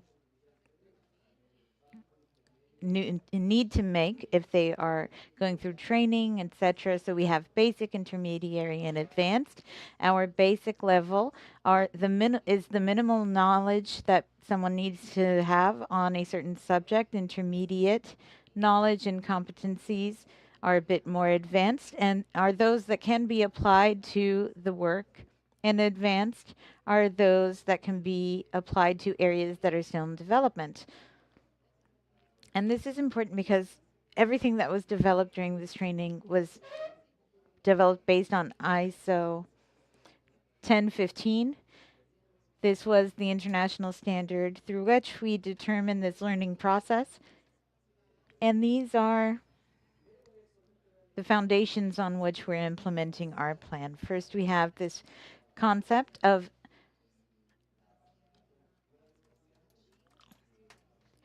andragogy, which is learning for adults, and it takes the person's experience as an essential point on which the training is developed, and it seeks to meet learning objectives, but not just through the acquisition of knowledge, but also through its application. Another innovative aspect that we're implementing is recognition of previous experience, and that is to provide applicability to the development of this roadmap. And we do that through the recognition of previous knowledge. We validate what was learned through practical experiences, other courses that were completed, and capacities this person might have. They can be formal skills or soft skills to allow them to continue advancing according to what they already bring with them. According to what they already master, they don't necessarily have to take a course of a certain subject that they have full mastery of. And lastly, we have the transferable credit system that allows for the traceability and comparability of this roadmap and syllabus. It assesses the full class load of the course. It has a training passport, and you can transfer experiences and lessons. With this roadmap, what we intend to do is make each activity and each course its completion subject to the issuance of a certificate in a way that when you have completed these classes, this person will be the recipient of a certificate that states that they are intermediate in governance or IT, for example. That is one of the concepts, and that is one of the most innovative actions that we have underway. Excellent initiative. Well, basically, that is the more structural part of this model. And I would like to ask Adelfina, as the leader of this IT workforce, what was the process like for building this? Because Leandro mentioned that you're going to deal with journeys, and these journeys have different levels, that there will be migration. But someone had to devise this system, and I know that you were working on this throughout this last year, and I'd like you to talk a little bit about the practical aspect. What was the development process like? What were the main challenges in terms of methodologies that you were faced with, and how are you bringing this into practice? Good afternoon. If I did have to use a single word for this entire process since November 2024, when we undertook the leadership of this workforce, I think the word would be challenging.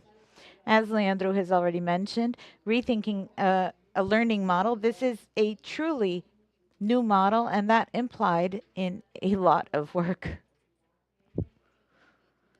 So much so that within AGN we decided to put together a team that was 100% focused on this.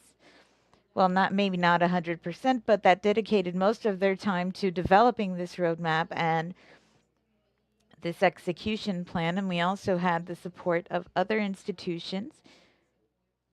And that support was fundamental throughout the entire process. Another fundamental tool to facing all of these challenges, considering that everything was new and uncertain, was the methodological guide. And it was crucial to understanding what path we should take and this long journey that is learning. Now, for other control institutions that want to develop their own, we're already going to have a guide to help them with that based on our experiences. We have guides on climatic change and others already. So if I had to describe this process, the first thing I would say is that digital information and technology and information technology are huge fields. So where to focus to be able to enable the creation of this roadmap.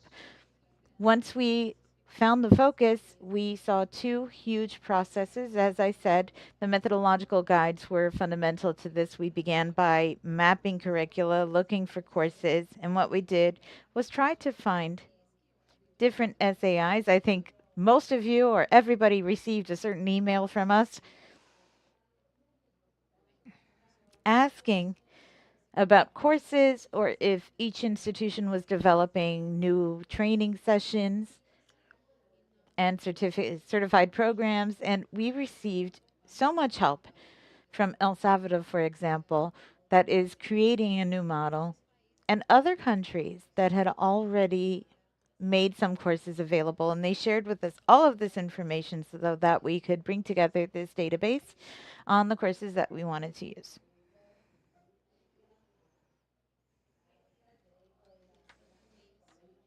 Thinking about that, when we identified the first challenge, we thought, there's so many courses, especially if we start looking in what we call external providers or suppliers. There's an infinity of courses in digital transformation, but we thought, OLACEFS, we need accessible routes that don't create financial challenges that most members from OLACEFS can obtain certification through.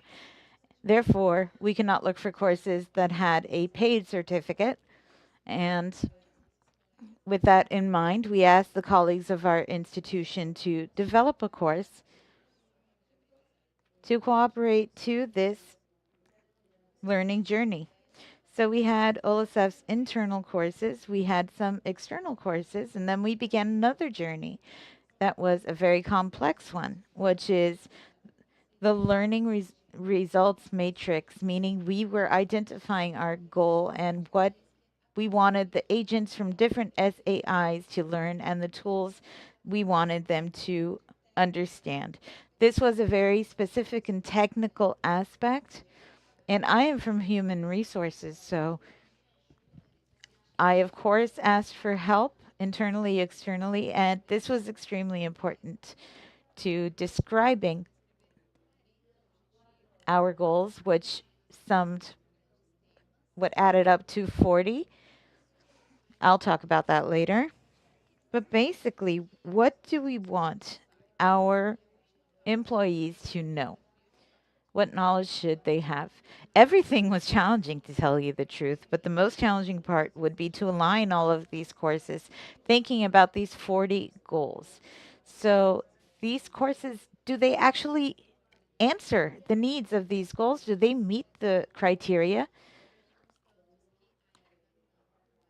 So we have some that yes, others that no, and there are a few gaps that were identified and that we're currently working on. So I believe that within this first phase of development, our goal was to generate collaborations and partnerships, especially when we had to develop this learning results matrix. If we had to detail a course offered by country X and show that it did meet the goals that were established, then we would meet with the presidents and ask if they agreed with the fact that we needed to reach out to these countries and cross-link this information. It was a very pleasant surprise, actually. We did expect it, but everyone that we reached out to, they did cross this information between the goals and the courses, and this cooperation was, sincerely, it was very touching, and we are very advanced in our efforts. Thank you very much, Delfina. We can see that you have generated a model that brings a paradigm shift within OLACEFS, and that is already being implemented. And now I'd like to ask Flavia, since we understand that TCU's Training Institute is working with the learning roadmaps and has been for a while. So in a way, it has served as a guideline for this process and the best practices and the lessons learned. So I would like to ask Flavia what this experience was like, how your learning journeys work, and what were the visible impacts of this journey, and what did you think about the model?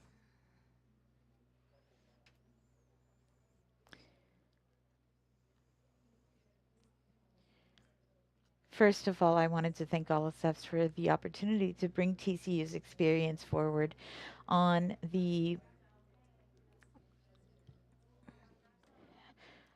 learning journeys. Here we can see that one model complements the other. These are pathways that are traveled and are built on the competencies identified. And these pathways are more focused on the experience of that individual. So one person takes a number of paths to build what they are, and other people have experience as an auditor and other aspects. I've been in the area of cooperation with OLACEFS for the past 10 years, and we have seen the evolution of the CCC. We began implementing competency diagnosis, training plans, and we evolved towards a system that allows us to share our experiences and the workforce methodology that we now use. And we see this as a way of involving every single member of the regions in these trainings. And now Chile has just assumed the presidency of the CCC and is evolving even further to these learning pathways, which is another way of looking at and solving the issues of learning in a region. We have a very complex reality, and we need to, first of all, find common themes for this entire region. And second, offer paths that can adapt to each person's reality. So it's a very different approach from that undertaken by our colleague. Here we focus on human resources. We want to know who our auditors are, what they know, and bring together their experiences and practices to be able to use that in many ways. But something very important that I would like to mention is that we base everything we do on standards. So we already have ISAIs for everything here. This is the 1951 guide that addresses the development of learning pathways. This is very detailed, and it talks about the courses to be offered. And here I have the example of a journey which is, and the reason we used this methodology here is because in Brazil we have over 5,000 municipalities. So we had a gigantic population of possible students. And in this approach that TCU is bringing, educate before punishing, we wanted to reach everyone with themes like infrastructure, education, health, economy, public procurement, resource transfer. So we used this learning journey model.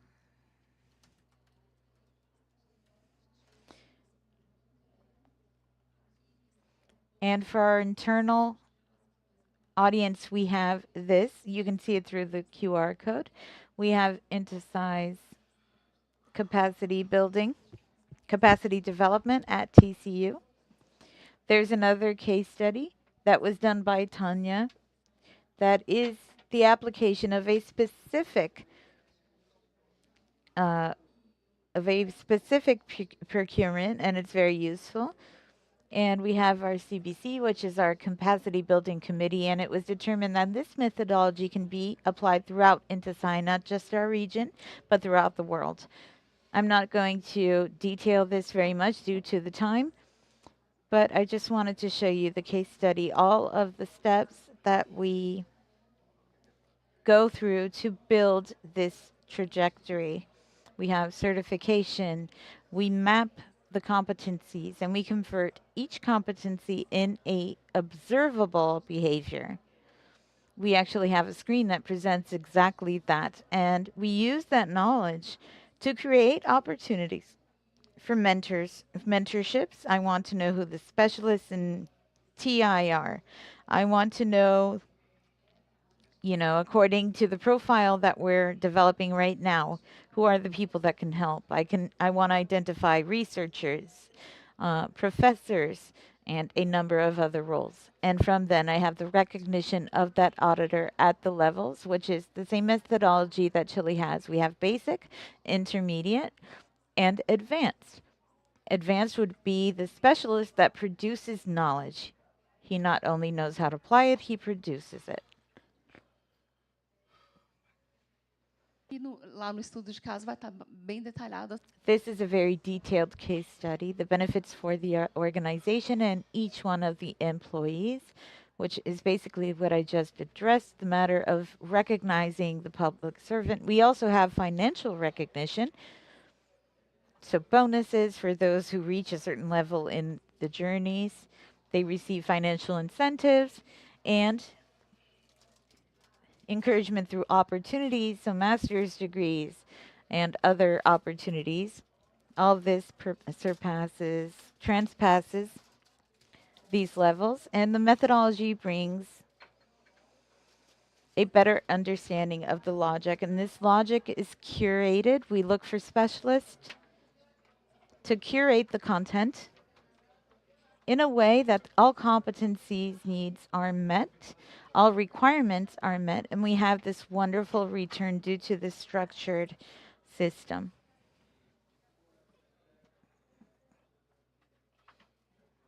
Ahora, en el caso de la OLACEF se vuelve algo más difícil porque, bueno,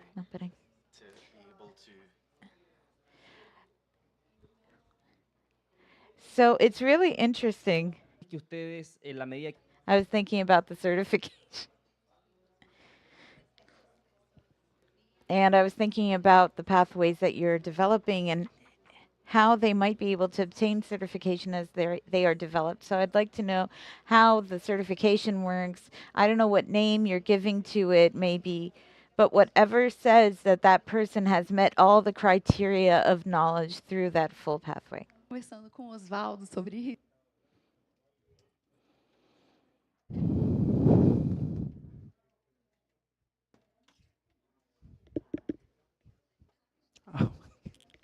So let's talk about um, credentials. We have open badges, such a beautiful name. We have a trustworthy institution. Then we create different seals or badges. We offer training. They are recognized and certified, and those badges are interchangeable. That's what Leandro mentioned about the credits. And then we can have interoperable platforms too.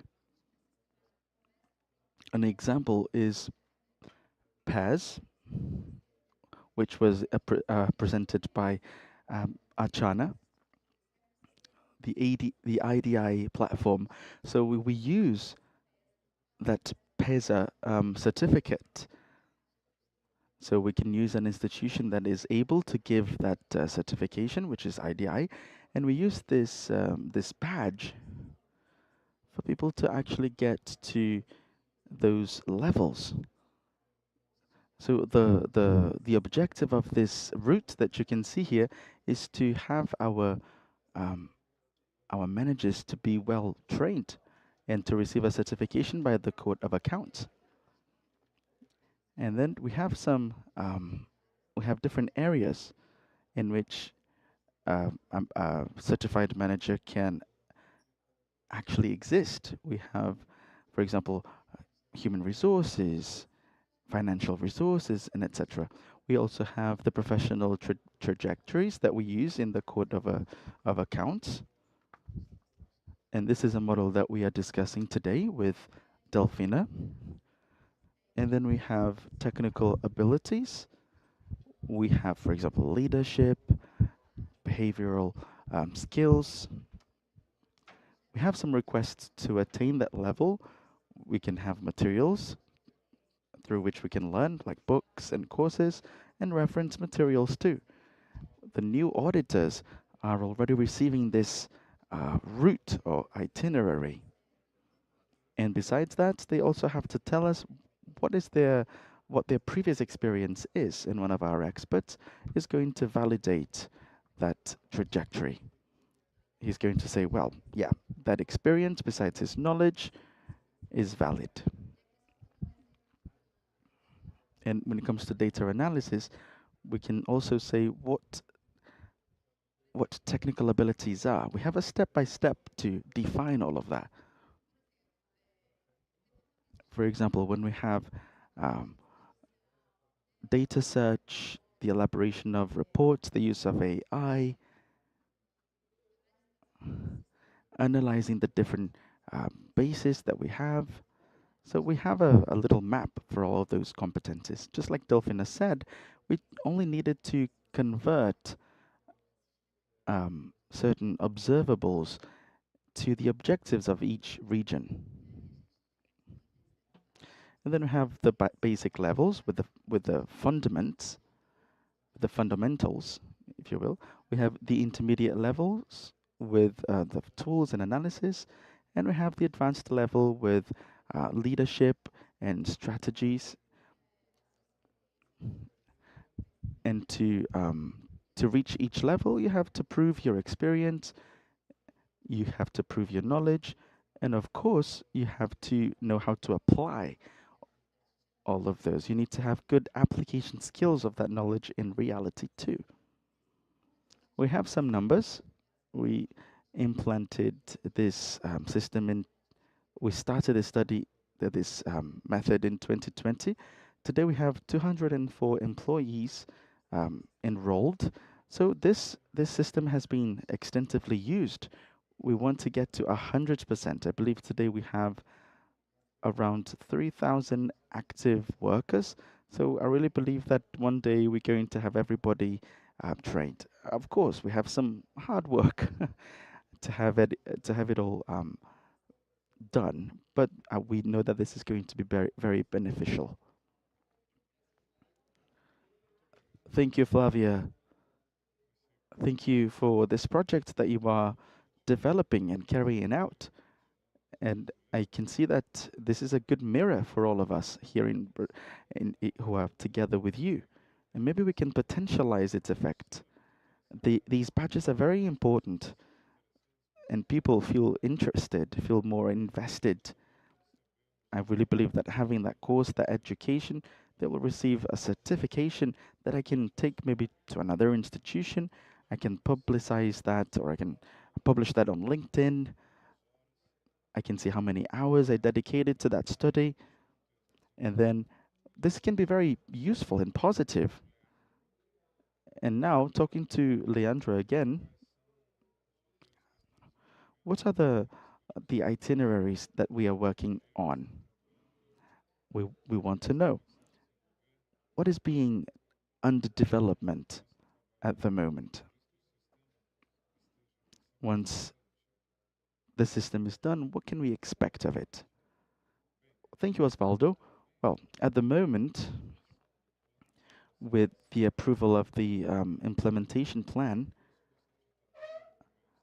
we came up with two important task forces for that development. It's the two things that we can see on screen. We have to work with the environment and climatic change that is taken on by Uruguay. We have also IT governance and digital transformation, which is in charge, where Argentina is in charge of. We know that Argentina has really advanced a lot. They have actually done all of the work beforehand, and all of that diligence has really strengthened our work. We had a workshop in Guatemala. We approved two projects about the fight against corruption,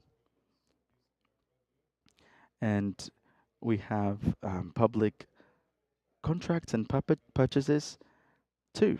So that's a transversal task that really counts on monitoring, follow-up, training, and together, all of those SAIs, they are working together. For the next year, we will have implemented all of those for learning itineraries, counting on the monitoring and training plans. It is also important to mention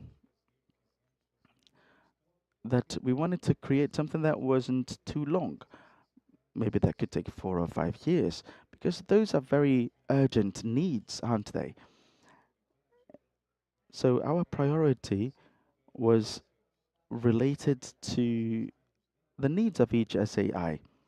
These are the response or the answers that we are giving to the demands of OLACEFS. So throughout 2026, we want to leave at your disposal, the disposal of all SAIs, this outline, this learning outline, for them to actually go through all of this content. If there are no available courses, we're going to have to develop new ones. We really need to update the technological platform. We call it Muro, M-U-R-O. So we really want to update it in order to have this whole learning guideline that is going to really help us out with all of those issues, such as climatic change and digital transformation. Those are the first ones we're going to work with. That's great. We're really happy that everything is advancing quite steadily. Well, slowly but surely, that's the point. We have to go on. We've been talking about some development in the Controller General's office in Paraguay with the technologies task forces. Well, we've talked about all of those processes. Was it difficult? Were they difficult? What were the lessons that we could learn from them, from those learning outlines? And when we talk about digital transformation, there are so many things included. So I would like to know how was it connected to the main themes and the priorities? How did you develop all of that? I would like you to tell us about that. As you well said, and I will reinforce that, it was a very it was a quite extensive world. There was a need for diagnosis of our competencies in 2023 and 2024. And when we analyzed all of the results, we thought about what was actually necessary for the field. There were many options, but we prioritized what the real need. So that's when we came up with the certificates, the certificate for the data strategic management. So what does an auditor need? Well, they need to identify the areas of need. They need a better auditing uh, project. So it's very nice to have this outline, this step by step. All the SAIs really need to transform their data into evidence in order to identify mistakes in public policies and have a governmental outline that is more profound and complex and efficient. That's why we prioritized this theme. The strategic data management is important too. Well, I'm not a specialist, an expert in this regard, but I know that when we coordinate all of that with the competencies that we have and with different people and organizations, well, we really believe that our audits are going to be improved. And in that line, we've identified four main areas. The first of them is the understanding of in the use of open data. And what do we intend? We want all of our agents to be able to differentiate data, to filter it, understand where it comes from, analyze its quality, see if it's trustworthy and reliable in order to do their work the best way. The second area is the fundamentals and the techniques, the analysis techniques. When it comes to that data, we have to communicate all of that information in a clear and efficient way. Another area that is very important is applied statistics and an exploratory analysis. We have to use statistics to measure with precision the different phenomena and make good decisions. And the last one is the use of technological tools for analysis. For example, Python, SQL, Google Colab, which are the most well-known ones, the best known ones. In order to manage huge volumes of information, those are going to be necessary. We want audits to be very precise, numerically speaking. All of those have huge advantages. And these are the ones that we are trying to use. So all of the SAI agents are really going to be able to volume huge amounts of data in less time. Once we have identified these four areas, as I said before, and also the objectives encompassed by each of those, we will see that those objectives are actually connected to each level of the courses. We have a basic level, we have an intermediate level, we have an advanced one too. So we will see that once we understand everything, we will be able to categorize that into each level. We're going to have in the intermediate level, for example, we will see that we can develop more critical thinking about the basic things that we've learned. And then in the advanced level, we're going to apply what we've learned, thought about, and then we're going to come up with new solutions to a certain problematic. Maybe I believe I have answered your question. I hope I have. And something that I would like to highlight about the levels, saying what Leandro did, still reinforcing what Leandro said, having all of these levels in this course makes us think about why this novelty has been pertinent. A course such as this one, which includes so many objectives, it's going to be an integral training which will create competencies. And we are very happy to see that novelty. It's a set of courses, a set of tools that will allow us to um, grow ever stronger. So it's a system of courses that follow people from a basic level, and then the person is going to become an expert, right? And then who knows, maybe a leader into the SAI, having at his disposition all of the tools that he learned how to use. That's certainly a full uh, set of tools. I'm sure that this outline is going to be very successful. Now I'm going to ask Flavia, because at a certain moment, at a certain point, we said that sometimes it's difficult to cover some themes. We don't have, we know that OLACEFS is not a millionaire institution. We're not going to be buying courses all the time. So Flavia said that sometimes coverage is complicated. So some big techs have been contacted to complement that learning process. So maybe you can tell us a little bit about that. Yeah, we see that this system is quite powerful. We've been trying to work with a threefold helix, a cooperation between academia, the government, and private initiatives. And then for us to scale it up, we need to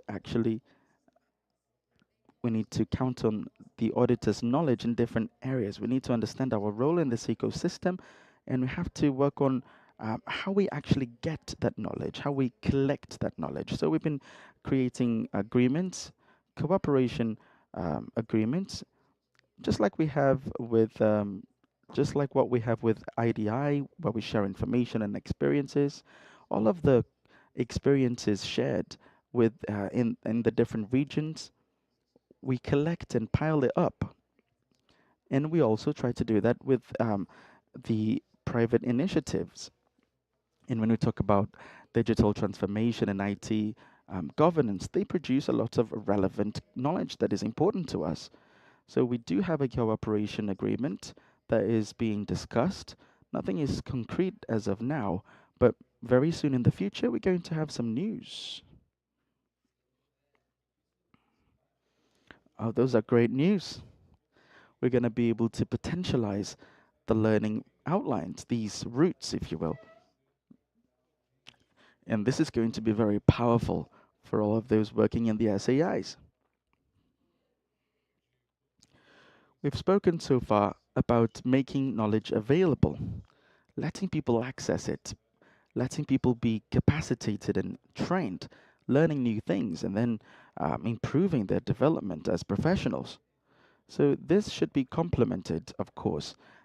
We have to manage that knowledge. We need to understand who knows what, put it all together, reach experts whenever we need something specific, and then we can work side by side with the SAIs. We know that not all of them can count on experts for everything, so maybe we can count on bigger SAIs. They can help smaller ones. We can have forums such as OLACEFS, and by means of it, we can share experiences and knowledge. We know that there is an initiative. There is a certain badge, as you can see, with a little photo. It's called OLACEFS. We've been working with GIZ, which is a complete and robust system. So it's based on so many mechanisms, and I would like to know, Flavia, how we can manage the complementary knowledge that can help us out in the SAIs. So that's what Osvaldo said in the very beginning. The most urgent question is not just what needs to be audited, but also who is going to do that. With what competencies will they do that? So our objective is that one. We need to identify people that might identify with their auditing skills in a coordinate fashion. We've released a call which is focused in the region. We want to find people. That's what we want. So during the past 10 years, for the past 10 years, what we've been trying to organize these trainings, we want to work with competencies banks. Sometimes the problem is that the experts have a hard time filling up the requests to be a part of that bank, of those banks. But we have to work on standards. We have to have patents. We have certification. All of that is necessary. We have those that you can see on screen, for example, and that's how we actually rank our experts. They really need to have academic standards. We have some identifiers too. For example, if you are in academia, you will probably have um, an identifier that is recognized and acknowledged in the whole world. It shows which university you're from, where you work. It's like an identification. For example, if you want to apply for an international scholarship, you need that. We have another one called DOI. So ID is connected to the person, DOI is connected to what the person has been working on. For example, if the person has acknowledged articles, publications, so our basis will connect all of those points. And then we have R, which is for the places where those people have been. So all of that combination of those three pillars is called ORCID. We call it, it's a single identifier where we want to connect experts and specialists all over the world with different skills in different areas. And we have here an example. No matter what, we can find no matter who. We have the example of Stephen Hawking with all his credentials, with all his publications. There you go. So maybe we can use this platform, which is already being used all over the world. And then as I was talking to Irene,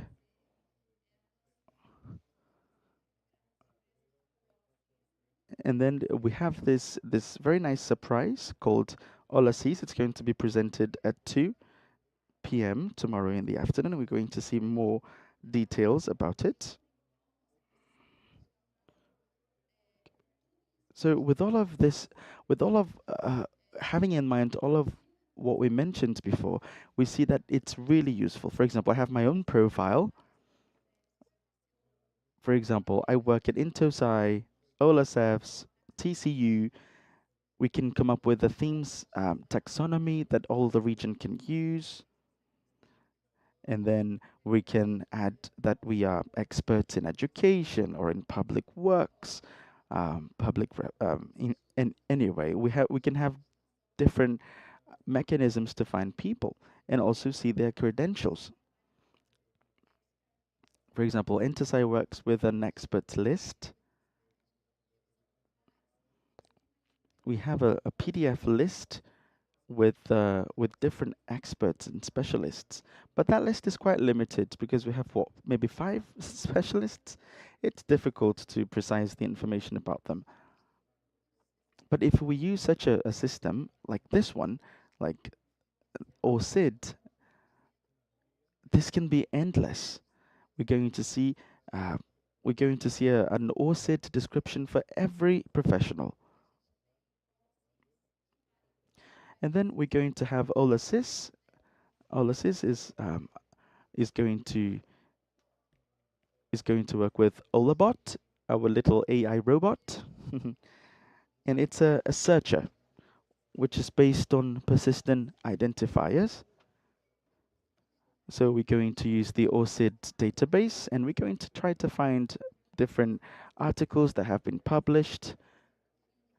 So if Delphina wants to find professionals in technology or digital transformation, she can use the keyword, she can use it in the search tool, and then she's going to be able to get in touch with those specialists so that we can actually feed our ecosystem with different specialists and experts in the region. So we have to think collectively. We came up with this name together. In Guatemala, there was a dynamics with GIZ. We had a little game for us to come up with this name. So maybe we can also work together here for us to be able to map all our specialists and recognize and give this acknowledgement to those specialists.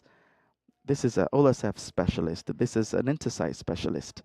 We can have mentorships. We can have recruiting, having people be a part of the product that we're trying to deliver in each region, and that's basically the proposal.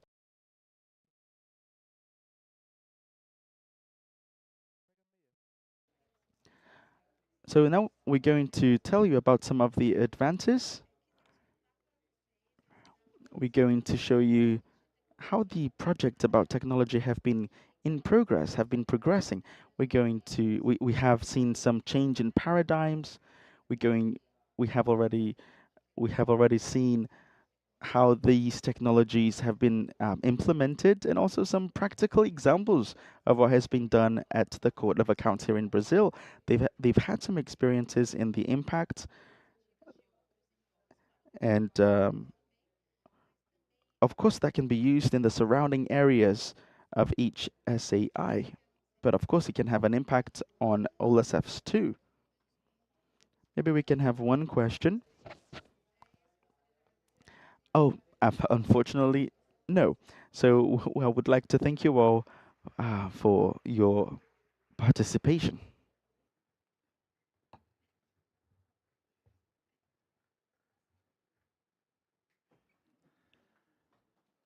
Agradecemos a todos los. So thank you very much. Thank you all the participants today that participated in this panel. I would like to remind you that tomorrow we're going to have a closing cocktail. We're going to Cervejaria Portuguesa. So we're going to have transport leaving from this hotel at the end of the assembly. I would like to tell you that we have distributed some leaflets with information about the times, the time when the vehicles are going to leave to the airport, the departure time of the vehicles that will take you to the airport. So it's good to get some information from our staff. Now we're going to continue. By the way, our food we have food available in the foyer, so feel free to go and reach something to eat and fetch something to eat.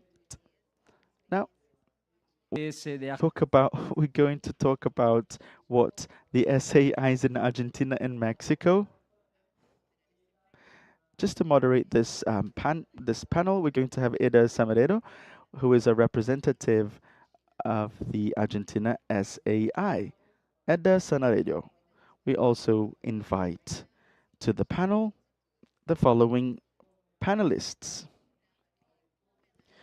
David Comenares, who is the auditor, the chief auditor from SAI Mexico.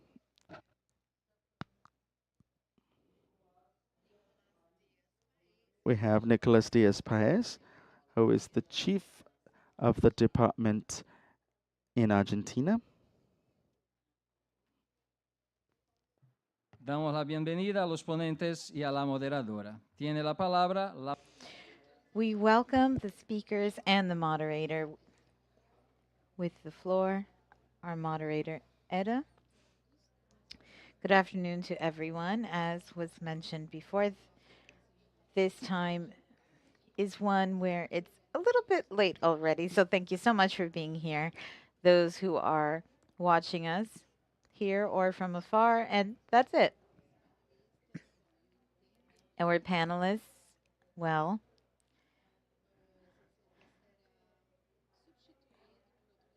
what I understand is that there will be a representative here in the place of someone, and our role here is to reflect on AI within governmental functions. And for that, we are going to listen to the experiences of our panelists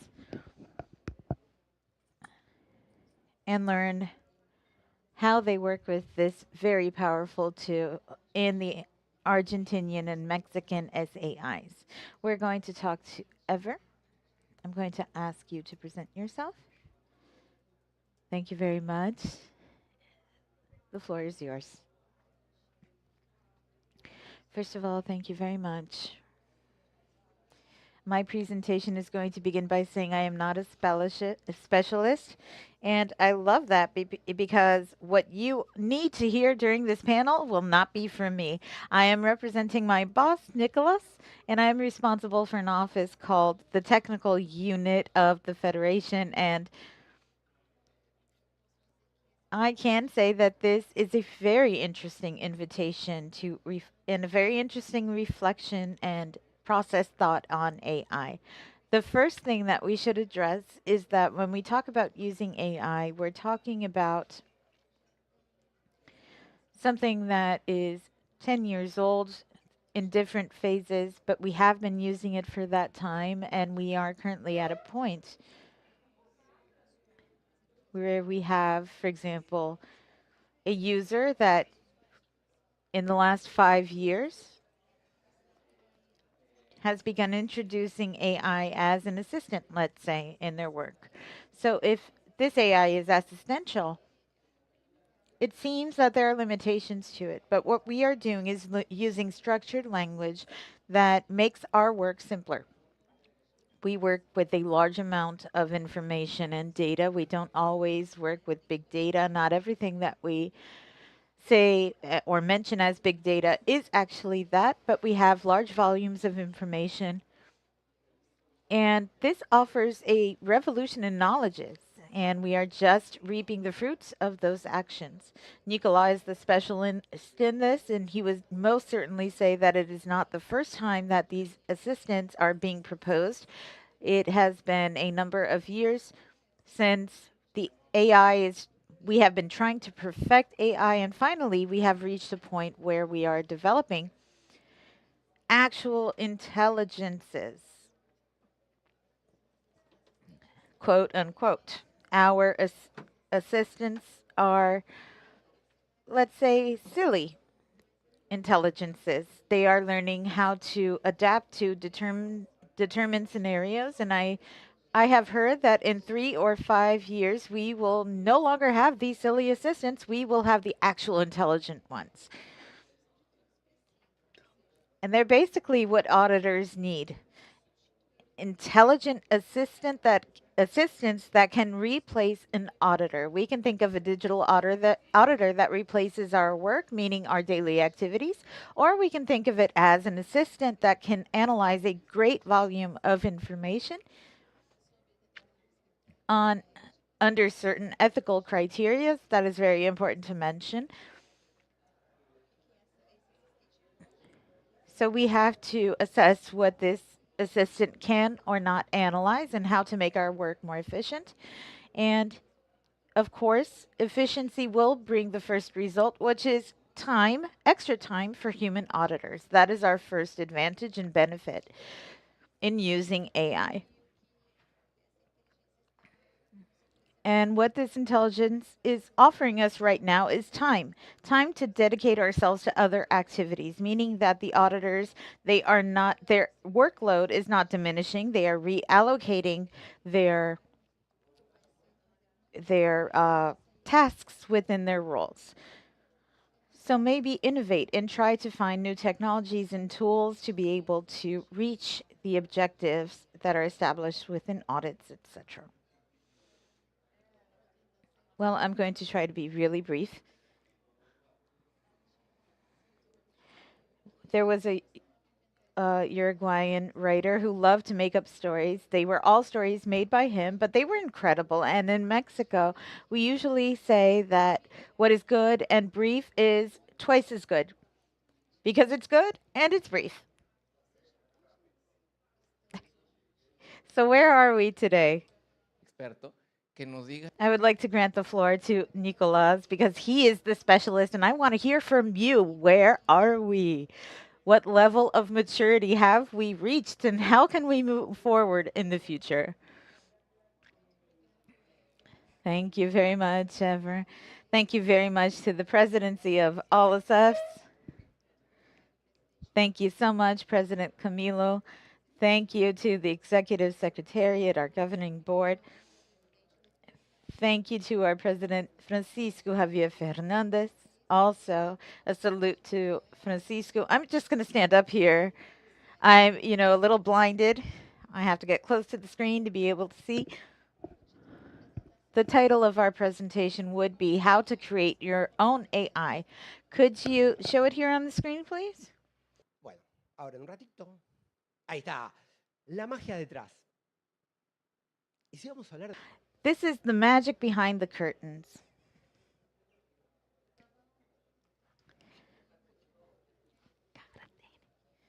I don't remember because I was way too young, but at the beginning of the 20th century, everyone was fascinated by the occult. We had seances with mediums. We held hands, the lights went off, and all of a sudden people would hear sounds and spirit voices, and tables levitated, and we heard all about these stories.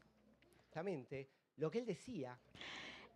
And as a person who loved magic, Harry Houdini used to say that magic was not supernatural, but a set of techniques.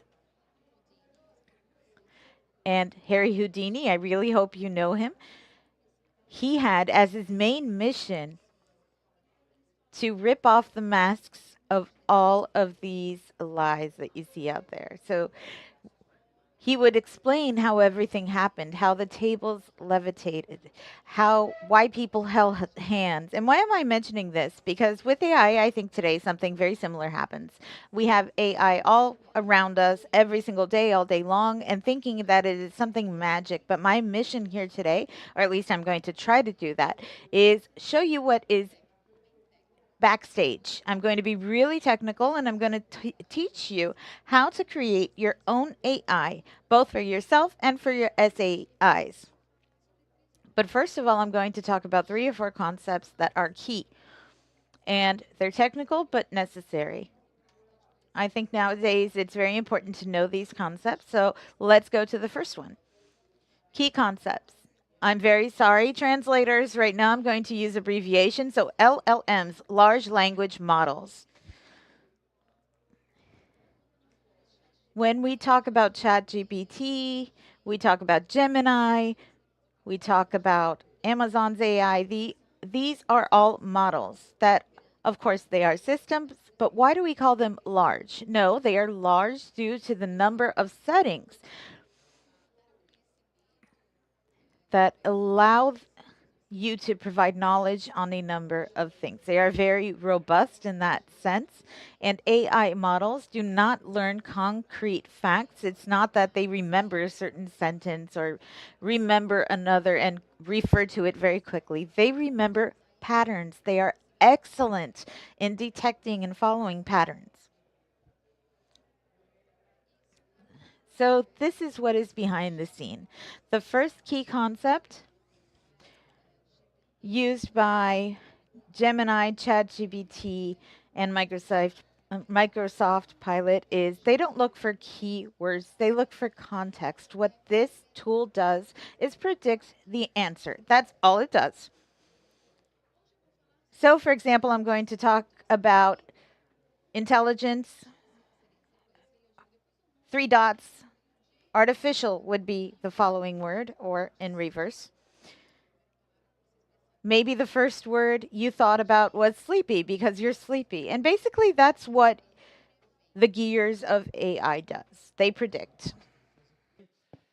The only thing that it does is to predict what the next word will be.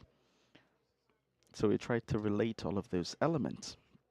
We have several texts to identify the legitimacy of a certain email.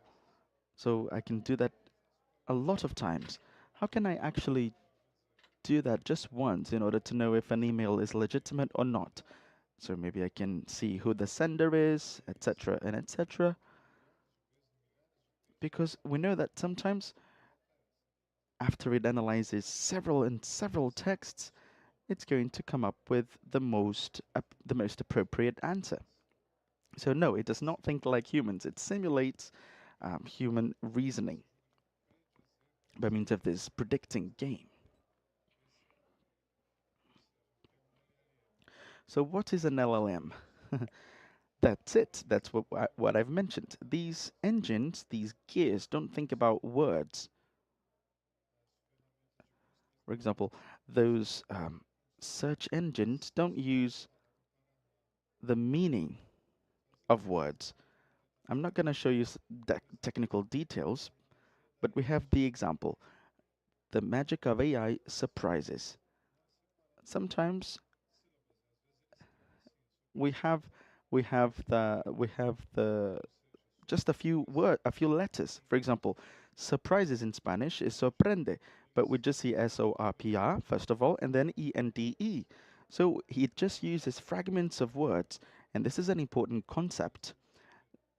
And then those fragments of words, they represent sequences of numbers, and that's how LLM works. It only works with numbers and algebra. I don't want to talk about algebra in an OLACEFS meeting. I don't want to go too deep. But why am I mentioning these aspects to you? Every fragment of word takes me to a vector. It's so crazy, isn't it? And then I realize, whenever I talk about AI, I realize that it gets crazier and crazier. Whenever we have a proximity between all of those vectors, that means that there is some semantic similarities. For example, if I talk about the concept of the word uncle, and then I have man, and then I have woman, so woman and uncle, I will probably have aunt as a result, no longer man. So I can see vectors that are connected. So uncle and woman together, uncle plus woman equals aunt. That's how it works. So it only works with the semantics, with the meanings of it, the meanings of the words. So of course I can work with different associations and relations. And I really hope that you are following. It might be complicated. So what have I said until now? In basic words, I'm just trying to simplify the model. Is it magic? Is AI magical? Well, we have the vectorial space, as I've shown you. We have an answer or response prediction. So in the end, not really. Not in the strictest of senses. So it's very interesting how fast it works. So don't really focus on those numbers, on the algebra aspects of what I've mentioned. But we have to focus on how many times per second AI is able to do research on those vectors. This is not magic, it's actually super efficiency. So what is happening behind in the background? So when we have those aspects in mind, I can apply LLM in SAIs, and then we're going to have a better understanding of what we need to know. For example, when we talk about procurements, imagine that I have 1,000 documents on procurement to audit. So I can ask LLM in which parts of those documents I will find a certain word or fragment of word. Or for example, I can ask it to sum up the processes, the audited administrative processes. Or maybe we can ask LLM to rank them according to their priority. And now we're going to talk about RAG, Retrieval Augmented Generation, which is what connected, which is what connects everything. And what does RAG do? It puts everything together. We get the source of the data. It gets videos, all of the sources, and then it transforms that in embedding, and then we can come up with the results, which is based on the vectors. That's what we saw before. And then when we do all of that, as I said, when we work with the system, we see that RAG is really, really effective.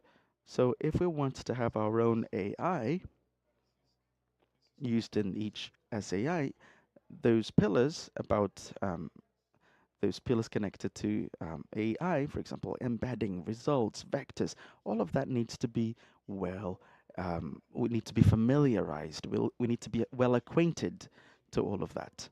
Now the second part, how can I create my own AI at my SAI?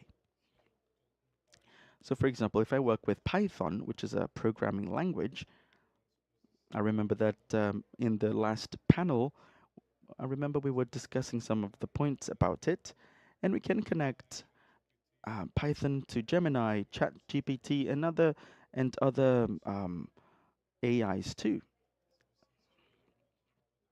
By the way, if you have any questions, later on we can discuss that. We can discuss them too, your questions. This is an excellent product. If you still haven't got familiar with it, here is an invitation to do so. So this is such a good group of softwares and programs because it's really useful. So we can put all the pieces together, and then you can come up with something grand.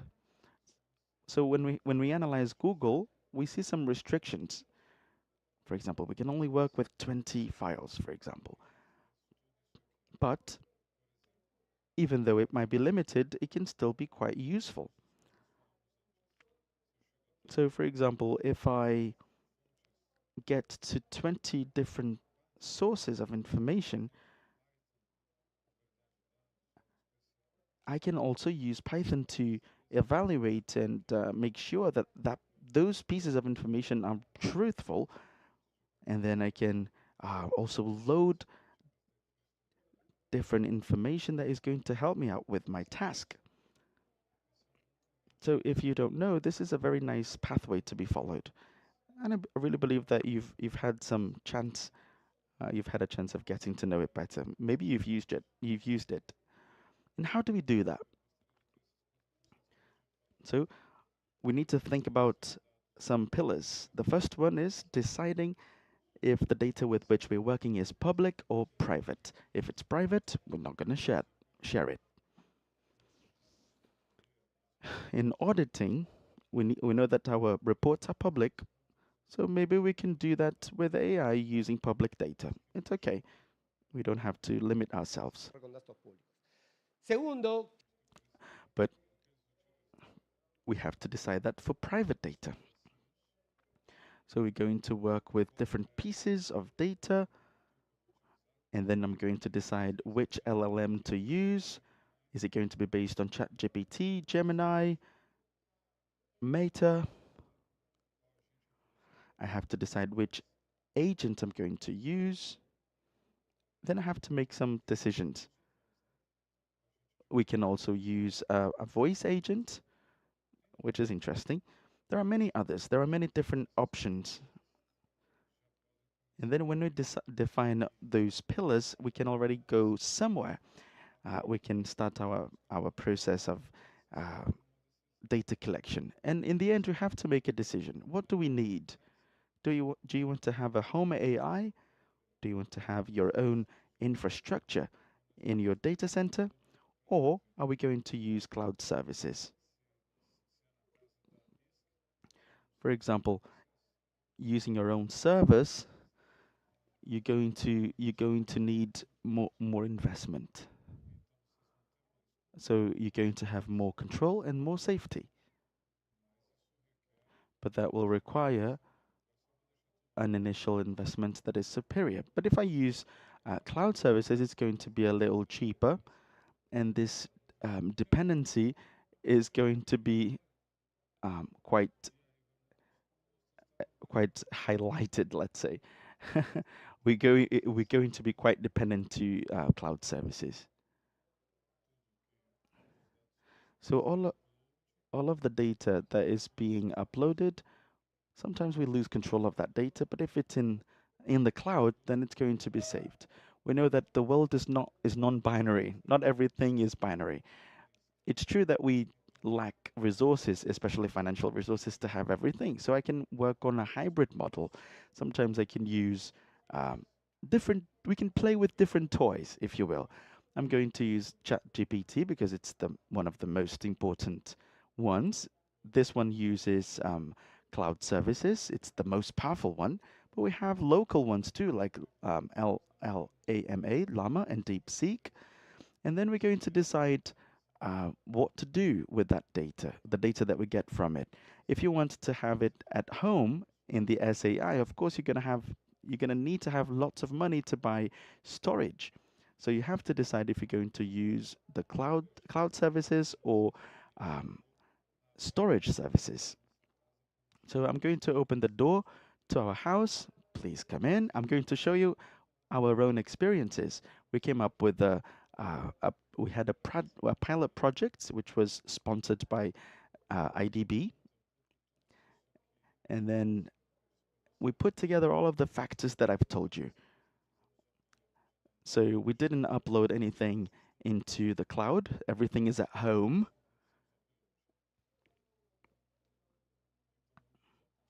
So we decided to use two sources, a structural database. And for the vectors, we decided to use Weaviate. I'm not going to tell you about this in more details. And then we had a set of all of those platforms together. And as our LLM, we had ChatGPT. So I'm going to show you our technological power. What do we need to have it all running? We need 120 digital processors, half a terabyte in RAM. We need 20.5 terabytes in storage, and we need a very good GPU, such as 2 NVIDIA RTX 4090. So this was our idea for the pilot project. And what were the results that we had? This is the typical case. We were able to load a lot of PDFs. Everything that you can see in red is private information, so I can't really show you that. But this is a typical result. So we can load a lot of PDFs, we can see some auditing information, and maybe we can ask the LLM a question. Can you sum it up? Can you sum all of those documents up? And then that's what we have. For all of us who work with auditing, the answers are very important. The source of the answers are important. So all of the answers here will come from the files. So it's not something that the AI is going to get from their own mind. It's not something that comes out of nowhere. So this is the most common case. And what is interesting too, which was a result of a super coordinated experience, when we worked with structured data, we always mention SQL. Very few people in our SAIs understand SQL. And then maybe we can ask the LLM with this prompt. We can ask them a question. So maybe we can ask the LLM about some donations, for example, the registers for donations, funds, and etc. So we don't want the artificial intelligence to just give us any result. We want some solutions together with it. So as you can see, my question was, can you inform me about the donations per person that we have registered? And then we have the response, the answer here. And then we have the total amount, as you can see. And then we can ask the LLM about their opinions on the database. And from then on, I'm going to have interesting answers. I hope you enjoyed this presentation. It was quite complex, but I hope it was fruitful. And just like every good magician, I'm not going to tell you all of my secrets. Well, that was a very nice presentation. I really, it was very difficult to moderate this session because um, you were so peculiar. So whenever we have to have our member, our team represented, we have Nicholas. He is the one who represents us. So I always say that he is the chief of the systems. He is a huge expert, and that was quite clear to see, wasn't it? Now I would like to reflect on a few things that have been shared until now. We spoke about two main points, which are related to technicalities, but it's also connected. They're also connected to something more philosophical, and it's connected to the questions that some people ask: are we going to be replaced by AI? So maybe we can use our time left, to actually be allies of AI, because it really saves time. I really believe that AI is going to replace at some time. So when we think about our tasks, our functions as governmental auditors, I really believe that AI can, in fact, eventually replace most of our work. So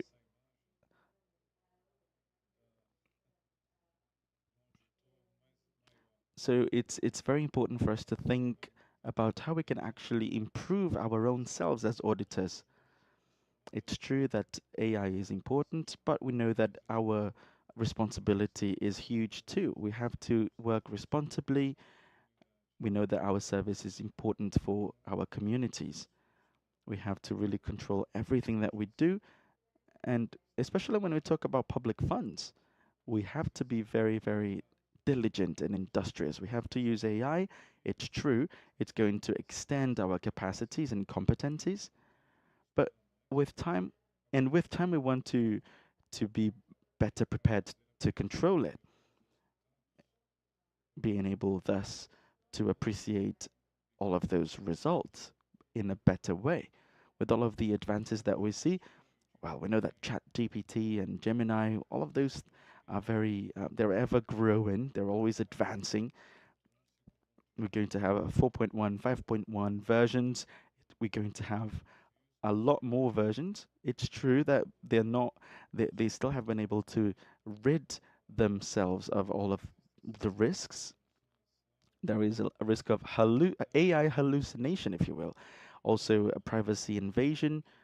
So we have to be very careful with that, especially when we are working in auditing. We have to remember those limitations in AI.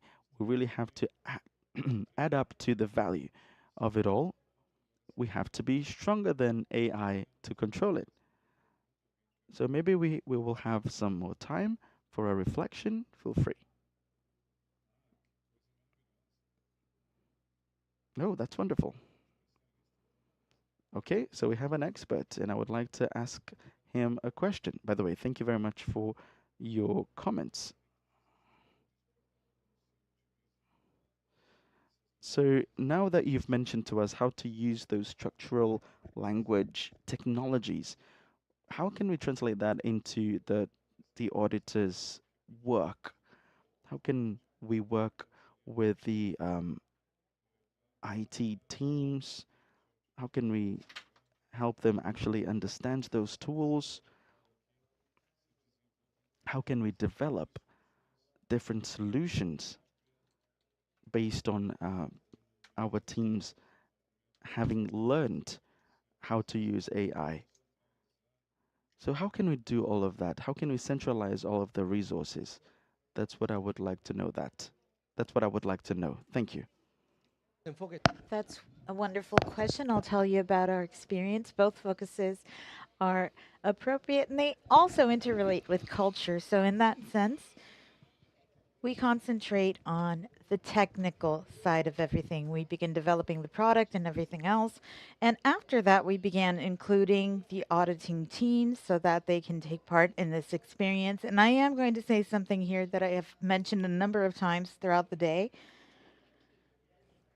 and that is that we need to be tolerant to failure. And it's easy to say that, but when you create an AI product and you promote a first consult and you see that the first response is terrible, you move on to the second product, the same thing happens sometimes at the end of the day. You might get a bad answer from AI and you might bump into someone and they'll say, you know, I've been using it, it won't give me the answers that I need, it's terrible. Basically, this is all just to say that I know this is the way to go. And based on my experience in the beginning, all of these issues that I was discussing, all of these details, we first of all concentrated everything in our technical team that was available and that had the energy to build this. And we had a number of issues. But once the product is a little bit more mature, not finalized, but a bit more mature, that is when we call in the auditors and say, look, you, the specialized team, take it to the field, so to speak, experiment on it. And then they'll say, no, I wasn't able to cross this and this information. That's part of the process. But it really depends on the culture of each organization.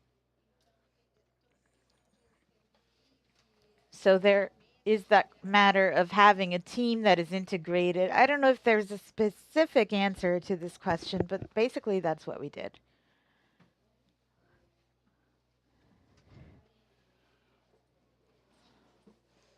Well, wonderful. If we don't have any other thoughts or questions, I think our speakers were wonderful and gave us a marvelous overview on AI.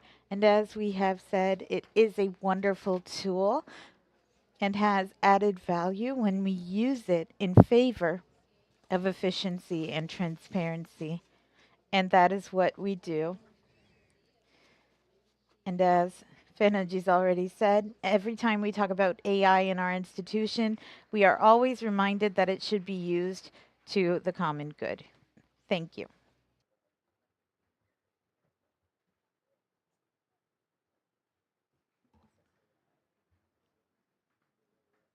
Agradecemos a todos su presencia en el panel. We thank everyone for being here today and in this panel to promote our sixth conversation, our sixth dialogue on the OLACEFS, GIZ Regional Project Adapt Infra Innovation for the Oversight of Sustainable Infrastructure. We are going to have a GIZ representative.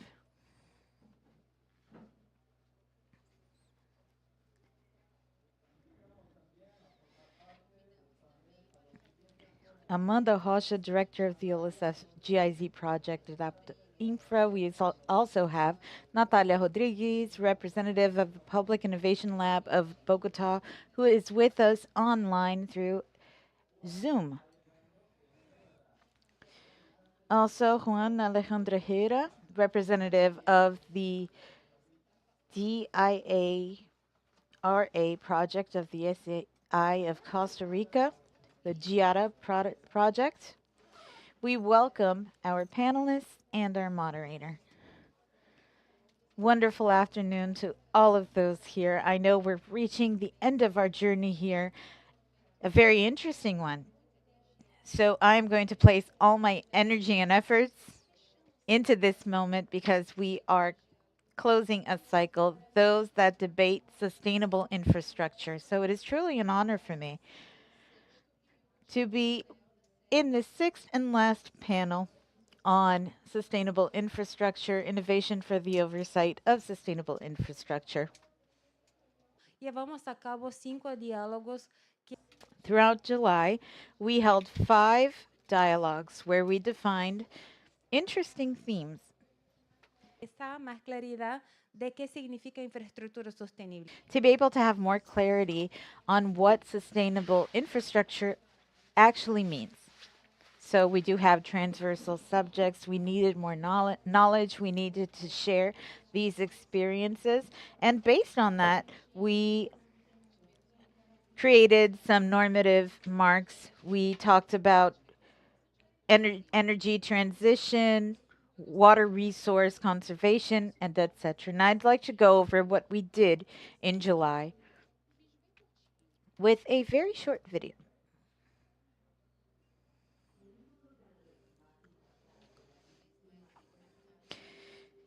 In a world that is increasingly impacted by climate change, public infrastructure defines the present and future of our societies. OLACEFS and GIZ through the Adapta Infra project have boosted a number of dialogues. Sustainable infrastructure, views on the future. Over 1,900 people of several countries from Latin America and the Caribbean have participated in the 5 virtual dialogues that were conducted. Normative frameworks. Infrastructure is not simply a set of physical constructions, it's the reflections of the needs of a society. It is the pathway that connects law, opportunities, well being, government, and these dialogues presented key concepts on sustainable infrastructure and development and SAIs roles. Sustainable infrastructure in the management of disasters and post-disaster recovery. SAIs must first of all strengthen their technical and internal structures. And together with civil society, they should implement specific audit methodologies for emergency situations that allow them to quickly assess the sustainability of solutions and relationships with international organisms to share knowledge and experiences in practical works and audits in post-disaster recovery. We emphasize the importance of auditing infrastructures long-term and incorporating the concept of resilience based on climatic studies and its impact. Sustainable infrastructure with the perspective of climatic justice.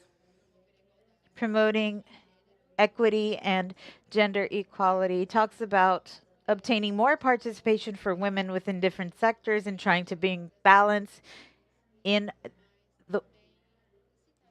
the world of labor for these women. Those who promote these works, thinking about those who are older, thinking about people with disabilities, and allowing every single person to have dignity, that is promoting justice. That is being just. With the support of Adapta Infra, a study was conducted on climatic justice. Water infrastructure, sustainable water infrastructure.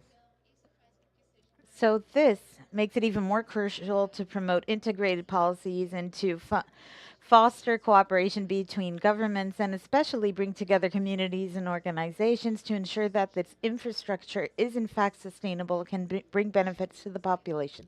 We emphasize that sustainable infrastructure in Amazon requires articulating technical knowledge and institutional knowledge among different stakeholders involved in its protection. Dialogue 5, resilient and sustainable infrastructure for an efficient energy transition.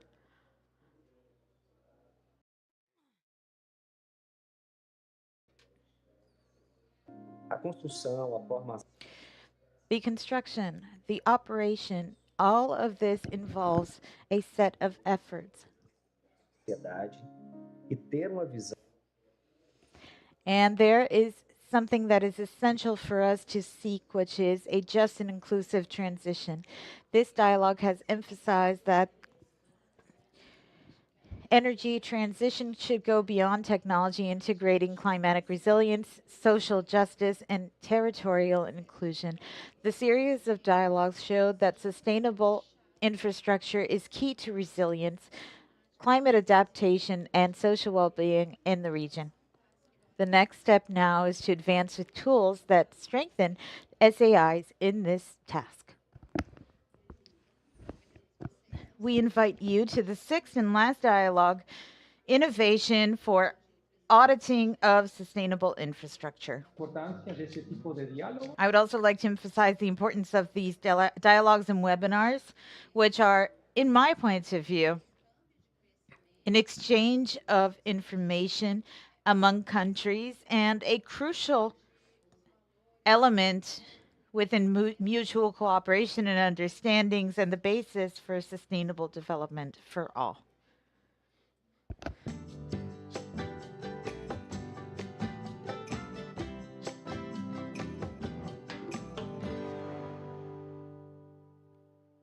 Bien, Very well. This sums up the main lessons that we have had, that we have put together from the previous dialogues. But if you want more information, we do have a magazine that is available in this portal right here. So feel free to look online or to reach for a printed magazine. You can see the online version via QR code. And given this overview, we now move on to a deeper reflection on how we can empower auditing sustainable infrastructure. And as was already mentioned, we have discussed in depth the methodologies and technological tools and how everything now represents an opportunity to redesign the auditing procedures and to strengthen transparency and to answer in a way that is more efficient.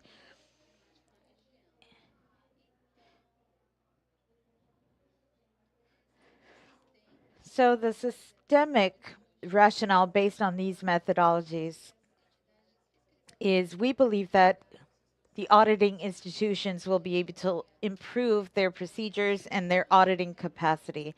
But basically, emergent technologies like AI, big data, remote monitoring, digital platforms, they all create new opportunities to monitor and assess sustainable infrastructure. Therefore, this dialogue tries to explore how these focuses can complement each other. It's not just how to innovate, but also looking at the available technologies that can strengthen the capacities of the SAIs to generate opportune evidence in decision making, promoting public investments that are more sustainable, resilient, and guided toward well being. So today I have two people up here with me. We're going to begin with our guest who is in Bogota. She is online, Natalia Rodriguez. She's a designer, an architect, and holds a master in design for innovation. She works in Bogota and she authors institutional experimentation and innovation. Natalia, the floor is yours for you to be able to talk about agility and public initiatives.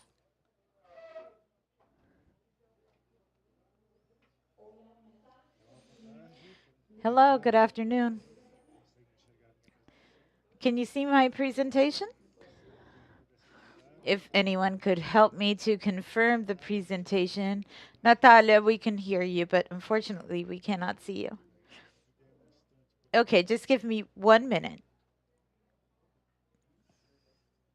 El máster me pueden ayudar. A mí ya me sale que estoy compartiendo. Okay, I'm sharing my screen, but I'm waiting for your confirmation to know if you can see the presentation or not. Okay. No, not yet. Okay. Well, just one more minute. Let's see if we can project the screen. Just a minute.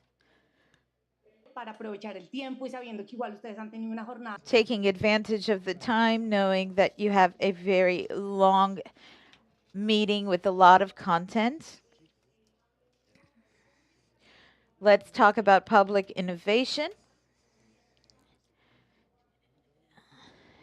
I came in a little bit earlier and I began writing down things that were mentioned by Nicholas. I think that our journey connects a lot to the theme of innovation, but more than anything, about how human capacities and learning curves and the knowledge that we have and that is so specialized can adapt and gain even more force.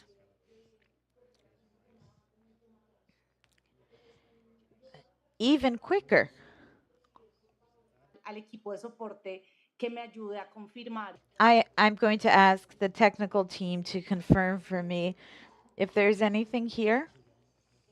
I'm sharing my slides already, but I don't know if you can see them. This is fundamental to what I have to do here today. I don't know if I should do anything. Is there something I should be doing to share my presentation?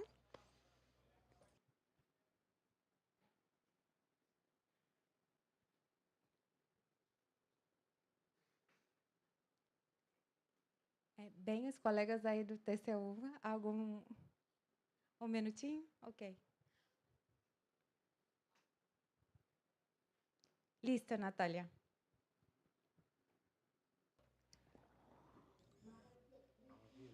Okay, wonderful. Thank you so much. Well, as I was saying,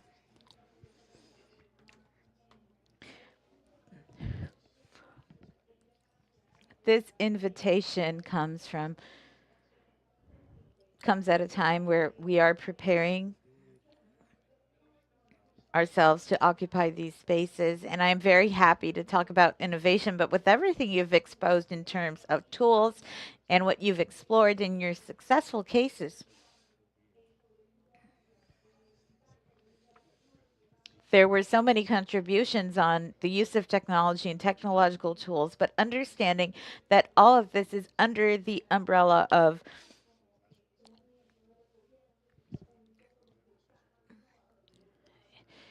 you can find this in the literature. I am a reflex of everything technology. I'm an industrial designer, I'm an architect, and I work with technologies for a number of years now. And I have always believed that we need more multidisciplinary teams. We need more diversified talents, and we need to understand challenges. We need technique and we need knowledge to be able to combine our perspectives and reach a resolution with an innovative focus.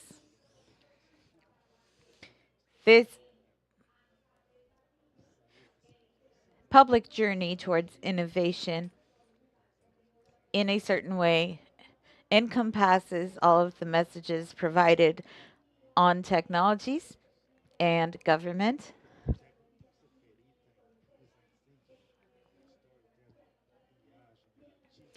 And what we need to do is understand that public innovation, first of all, invites us to think, why? What do we need this for? Why do we need a better way of doing our job, of thinking, according to our specialties and knowledge? How can we answer these complex collective issues? How can we add value? How can we generate value?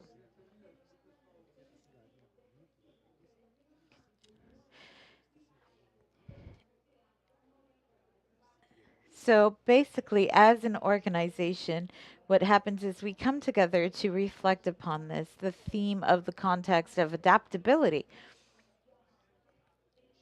That as a sector covers a very important issue, we understand that inefficient processes end up being a challenge to the development of cities and countries.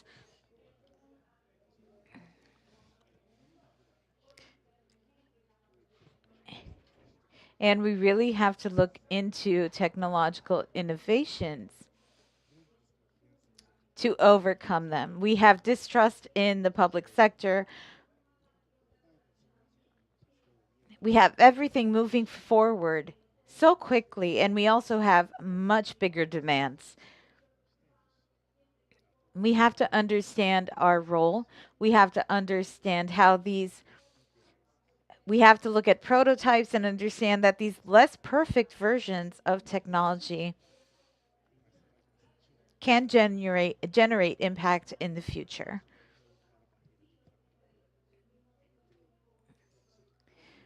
We also have a barrier between the public sector and others. We have to talk about cooperation among civil society. We have to talk about other cities that can serve as example. And this space right here is a great example for cooperation. And it also shows that that everyone here is willing to learn and share experiences. And we have to dedicate ourselves to finding answers. We have to be open to learning. We have to forget our prejudices. We have to forget about myths on innovation.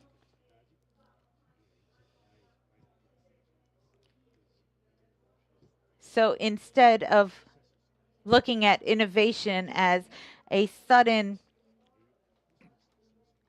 ray of light that somebody comes up with an idea and a light bulb goes on in the head. That's not how it works. We have to look at technique. We have to look at knowledge. We have to look at palpable qualities, at capacities. And we have to look at innovation as a means. We have to look at experiences, practices that we need to change so that we are able to manage this innovation process and reach what we desire. We have a number of public institutions. We have a number of innovations and goals as well. Social innovation, institutional innovation, government. And the idea is to contribute and cooperate with different stakeholders in specific areas. And I would like to emphasize that in addition to everything that we talked about, innovation requires purpose. It requires different enablers, flexible environments, experimentation, methodologies, tools, resources. But no doubt, the most important thing is motivated people to create, to think, to speak, to work with others, to learn, and to prove. There's no doubt about that. As was said, we need to bring down that the fear of risk. We cannot innovate if we are constantly afraid.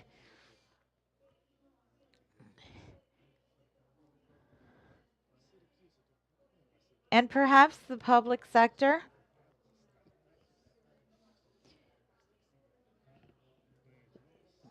perhaps the private sector is ahead of us in this race because they are more flexible and adaptable. But what's important in this metaphor right here, where you can see the public sector behind, is that you can have a number of enablers in a certain environment, but we also know the barriers that exist in the public sector. When you are called in to innovate in the public sector, there is no call that is stronger or more demanding and more strenuous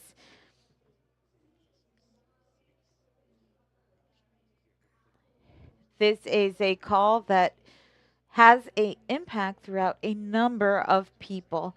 But as soon as we are able to navigate these challenges and barriers and hurdles,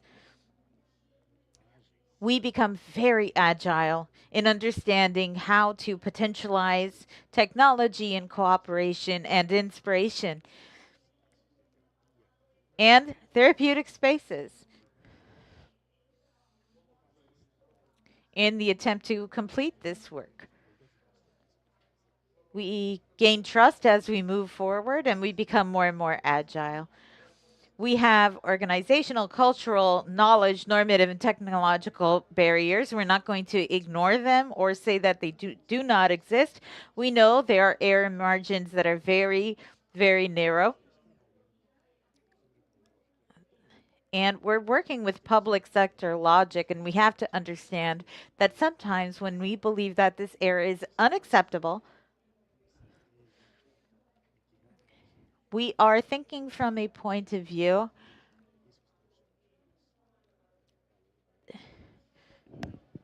that is not a correct one. Now, incorporating feedbacks into our projects and works, always ask yourself what information is important. Asking questions that are unnerving, that is fundamental. Think about where the real impact is. Think about where the innovation is. Think about doing things differently, and that is within our public purpose. We do have our purpose, which is trust and innovation. We have a number of tools. We have a number of techniques. But unfortunately, there is no magic clock. And with each idea, we need to know how we're going to develop these capacities and how we're going to enable these practices. Some skills have to be trained. And, we have to, for example, with AI, you might think, oh, how wonderful it would be to use AI. But if you're going to use a muscle, you need to train it.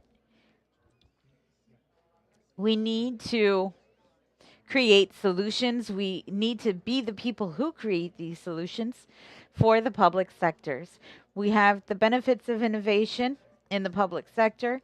So services with better quality that are more efficient, accessible, etc., and a number of other benefits.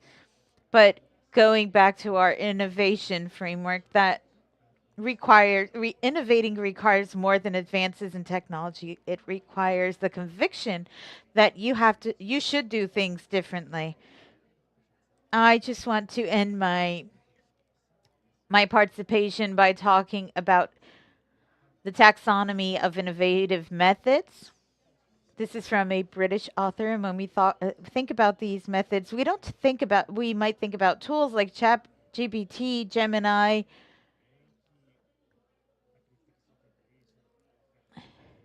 and, basically, sometimes we might be hindered by the fact that we want the perfect tool with the perfect answers.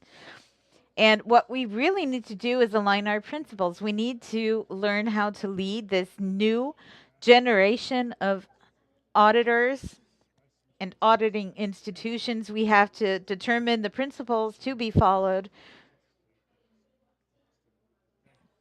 We know that everything is very technical, and we have to have best practices, and we have to learn about other subjects. So how do all of these logics and these principles come together? We can incorporate them very quickly. We can analyze which tools are useful based on that. And of course, we don't want a simple advance in technology. We want technology as our assistant. We want specialized knowledge, but without ignoring things like when it is established that AI is seen as a risk. People thinking AI is going to take away my job. thinking about that, I have 4 levels that I'd like to invite you to deepen your knowledge in. Principles. You have to have very well-aligned principles. And they have to be very specific to your teams. The teams that promote our processes. Within processes, you have to really fine-tune what you are doing. It has to be very specific to the task that you intend to achieve. So we have design thinking, design methodology, innovation. We can bring together a number of things, but for me, I believe we need auditors and experts, not in design thinking, but we need conscientious auditors that are capable of understanding the problems before seeking solutions. That way you'll have solutions that matter. We have agile methodology. And basically we have meetings with teams to align everything to promote the largest impact possible on what we're working on. The largest positive impact, of course. And we have systemic change as our 7th step here.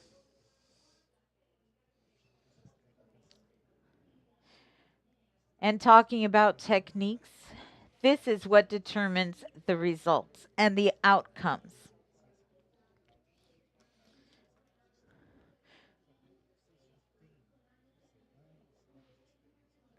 You already have years and years of experience. You have people alongside you that can contribute. So everything you think of, think based on the principles of innovation. And then we have tools that can be infinite. Here is a survival kit.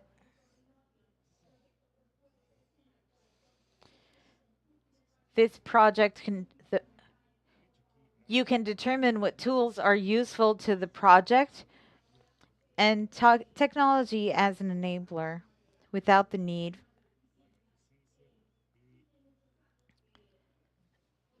for a lot of times when we think about that, we think about great investments and not simply innovating through technology. Sometimes all we need to do is better use what we have already, better use digital channels in the formats that we already have, and simply through that we are already contributing. So it's not doing the same thing, simply using technology. I think that is the main message, and in our previous conversation this was addressed. We're talking about generating value. So that's what we want: quality, objectivity, transparency. We talked about clear protocols for monitoring, and it's not simply the solution for the sake of solution. What we want is to use AI to bring together technology, people, and processes to promote a more intelligent and better audit and oversight. Also, of course, digital transformation also implies in all of this, but I would like to leave this call to action for you and ask you to please use AI in this way. It's not about mastering all tools, but understanding which you should use, which respond to your certain needs. It is to be more agile, not meaning you have to run faster, but you have to make fewer mistakes, and understanding that the public sector does not need magic solutions, but teams with a mentality geared towards continuous learning and the capacity to adapt. I thank you so much for your attention here today. Thank you, thank you, thank you. It has been an honor. Thank you, Natalia, for sharing your experience in public innovation. And you have shown us how AI can be a strategic partner to think about the public strategy. We are going to say goodbye to you at this time, and thank you so much for participating. As Natalia was saying, look at some examples that we have here.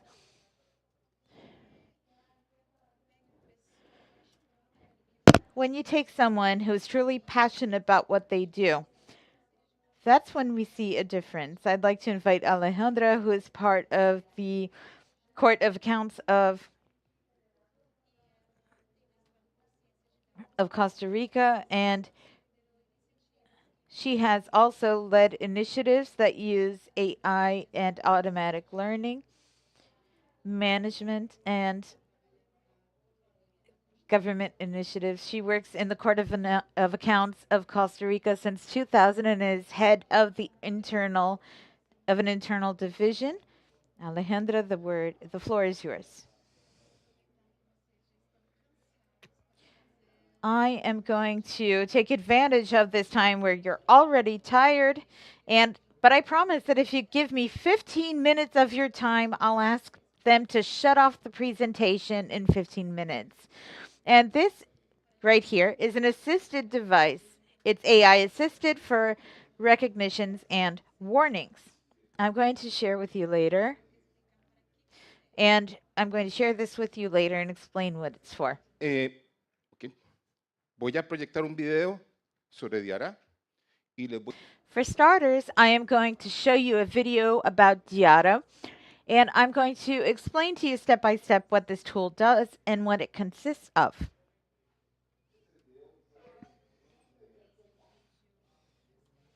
This is our official video, our official presentation for this tool. It was revealed to the world 2 years ago, and it was a feasible prototype that was promoted through the assistance of GIZ, through its support. And these are cameras. It's an evolution, actually, of this tool, of this device right here. So these are our devices that we are using in public work sites. You can see colleagues here that are placing these cameras and activating them in Costa Rica in order to monitor the public works. These are images automatically sent to a cell phone. As you can see, we have solar panels. And these images are sent to public servants via the cloud. Mandar automáticamente cada cierto tiempo. This device is programmed to send images every so often. In this case, we use the Google platform. And right there, we can see the development of these works.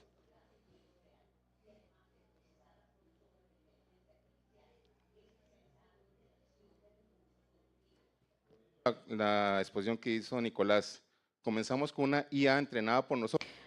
I'm going to take the opportunity and what Nicholas had said and say that we are also using an AI that was trained by us, and we're trying to develop a language model that is a little bit easier to use. I'm going to explain about that.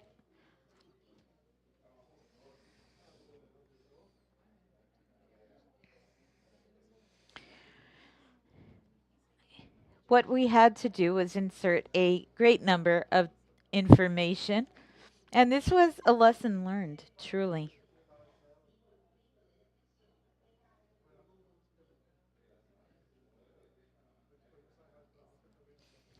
This model detects the machines and people that are working and generates a matrix.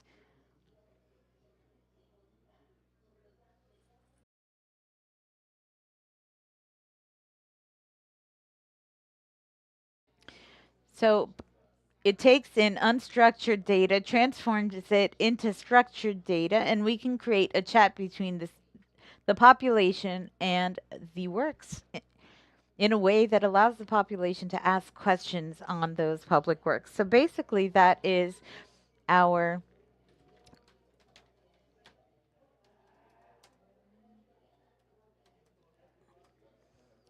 crown jewel. And we want to use the IDB's blockchain And once we have structured data, this is basically what we developed with GIZ and OLACEFS.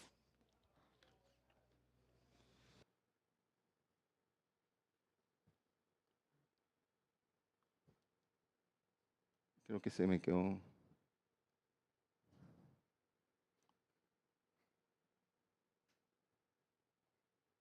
I think we're stuck on the slides. Just a moment.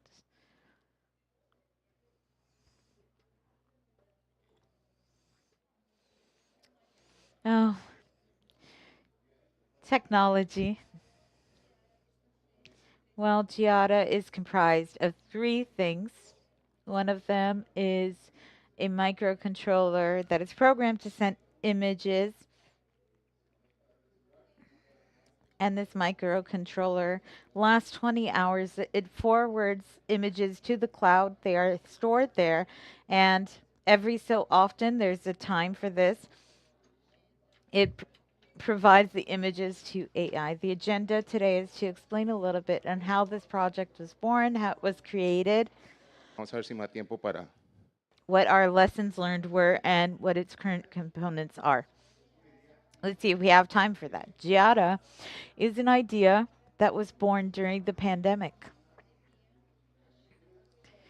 China built a hospital in 10 days during this period, but the main issue here is that it projected this construction 24 hours a day, 7 days a week. So anyone could look into how it was being built. And in the meanwhile, the Costa Rican audit institutions were still trying to get together all the licenses and put together our ideas. Unimos estas dos ideas, IoT, And this is how this was born. We thought, you know what? Why don't we put all of this together? Image transmission, AI processing. We can add a blockchain level, and that might be interesting to someone. So we promoted a survey. It was a contest. We actually won this contest, and it was very important. We always seek external validation to be able to continue. So this is an audit process for public works. This has already been validated. So after this, we have prototypes and more prototypes, because the important thing about innovation is to fail quickly, but in a controlled way. If you know that you are failing, that's fine. You can still course correct. So we developed the different prototypes. The first is an analysis of these images. We didn't have the cameras yet. In the second prototype, we had a tube where we placed a small computer. We sent these to the Pacific to a colleague that was doing this construction. It only lasted 2 months, but based on that second prototype, we knew what we had to do and what we had to remove. And it was then that we received assistance and cooperation from GIZ and OLACEFS, and we already knew what we had to implement. We used an independent component of the electrical system. Given that this device was connected to electricity, and when the grid was down, we were deviceless. So we needed energy independence, and it had to be low cost, it had to have connectivity, and it had to be autonomous and independent from any suppliers. ¿Cuáles son los componentes de Diara? So what are the components? What are Giada's components? Internet of Things. We worked during a number of months in Costa Rica, and it worked fully and completely. We have AI. We are using an AI that was generated by us. So we want to use a specific language model in the cloud, like Gemini. We have been awarded with excellent results. We know how to record these results in blockchain. Here in the presentation, I'm going to leave you with all the links of everything that we've used. Everything is publicly accessible. You can see what's working and what's not. And lastly, how to convey this information to citizens through a portal. So let's go to our lessons learned. Of course, there were failures. We're innovating, so we have to look not only at the solution, and this is a piece of advice, do not fall in love with the solution, fall in love with the problem. Sleep, eat, and drink the problem, and think of what should be done. In this case, our issue was how can we communicate with the population in real time? So fall in love not with the solution, but with the problem. You have to be prepared for lost time. We have to be prepared for failures. We trained this model for a long time, and we noticed that Gemini was actually performing a lot better than the tool that we were using, and that's part of the development. We have to know when it's time to reprogram your path and to course correct. The information that we have there, it's information that is directed toward civil society. So we have to be able to understand that there are people out there that are analyzing a lot better than we are. Which means that the earlier I have this information, it's best so that the people that work in this department or in this field can use this information.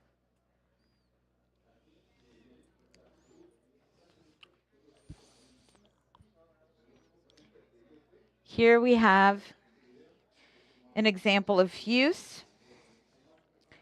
This image that you will see, this image was generated by the Giotto tool and device. You've seen how we elevated the level of water. We raised the level when we implemented a climate risk analysis. We have all of the evaluations and assessments here, and here it talks about the specialists that should be consulted and what questions should be asked. And this is an analysis. Finally, all of this information, it also adds information on how to try to remediate this type of impact. And let's see if this went up to the blockchain. The report itself is in the blockchain. Que blockchain es. And why use the blockchain? Blockchain is a solution that actually seeks issues and problems. That's why I have to know how to use it. In this case, we don't want that the auditing institutions to overflow with cameras. What we want is for everyone to use the information obtained from the cameras to be able to access information. You have to include this information somewhere, and this is where it's recorded. All audit institution employees can access this, and just in case we need to collect information quickly, we can find it right here. Once it is included in the blockchain, it cannot be altered, and therefore it provides a great level of security to the reports that are generated from this. There's something very interesting too in the same vectoral space. You can find images with text. So I can load a video. You see it right there. I can generate a prompt.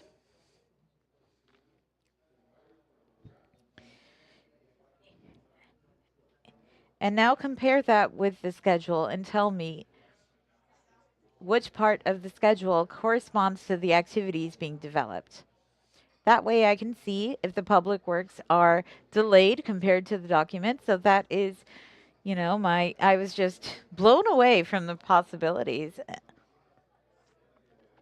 And that's why we are developing this model.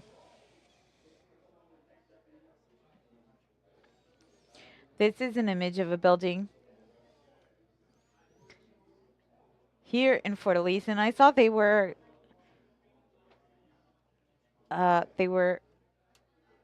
constructing this building, and I found it interesting. So it's interesting because I asked in Portuguese, "What do you see?" And he said, "I see people that are building." And Gemini said, "It's in Fortaleza," but that was so strange because I never mentioned that it was in Fortaleza. And I got curious and I said, "Are you using your GPS? What are you doing to be able to detect that this is in Fortaleza?" And the answer was, I am analyzing the architecture of this area, and consequently, I'm going to look at architectures that are similar. And therefore, it assumed that it was Fortaleza or deduced that it was Fortaleza. That was surprising to me. But even worse than that was the fact that it said it could make a prediction of what time it was. And Gemini got that time wrong. And I don't know if Gemini did that on purpose to give me a certain amount of ease so that I didn't get too worried, or if it actually got it wrong. But basically what I want to say is that being able to use these tools and to be able to see where there is misplacement and deviations in construction from the beginning would open a huge door for opportunities and for new knowledge. Thank you so much for sharing your knowledge. Thank you for sharing Giada with us and all of these tools that strengthen the audit institutions, always focusing your point of view on people and territories. We have gone beyond the time we had, but we're a bit over time, a bit late. Okay, everyone is good. We're fine. I just have one question.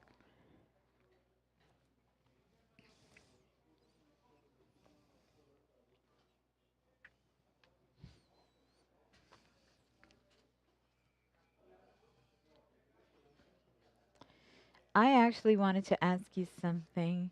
Is there an issue with security here in Latin America? Can we use it, for example, to record in areas where there is no access to police, for example?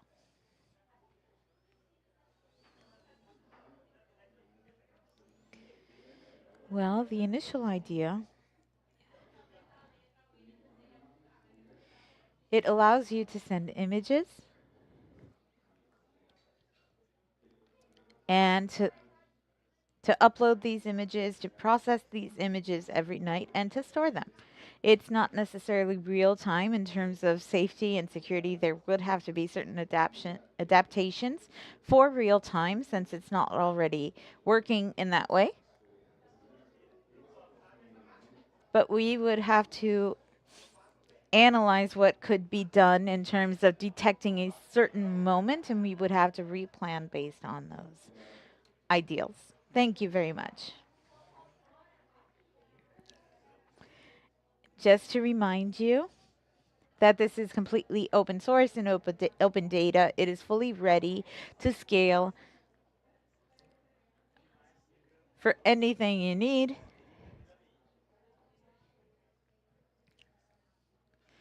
And I just want you to know that it can be all SAIs that are interested can contact Alejandro. We've worked together a few years ago, actually. And it's the first time that we have met in person because everything we've done has always been online. We also have Natalia's participation. She is no longer here. But thank you so much for sharing your experiences and your thoughts. I really wanted to thank everyone who is here for your resilience and your resistance and for staying with us until this time of the day. Marta, our Auditor General, I would like to thank her for allowing us the opportunity of being here and for offering us this space to voice our experiences and to participate in this interesting journey. With that, we end our cycle of dialogues. We also have CCC. You can see everything on OLACEF's website. And you can access everything that was shown today. And in view of an innovative auditing system and the well-being of people, thank you very much. Agradecemos a todos por su presencia y el debate. I am very thankful for the presence of each and every one of you. Right now, we begin the presentation of the technical theme report 1.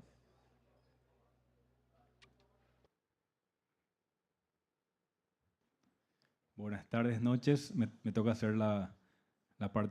Good afternoon, good night. I'm going to do the worst part of this event, which is be the villain here and share our report given the time of day. Here in our 34th General Assembly of OLACEFS in Fortaleza, we have addressed thematic technical themes.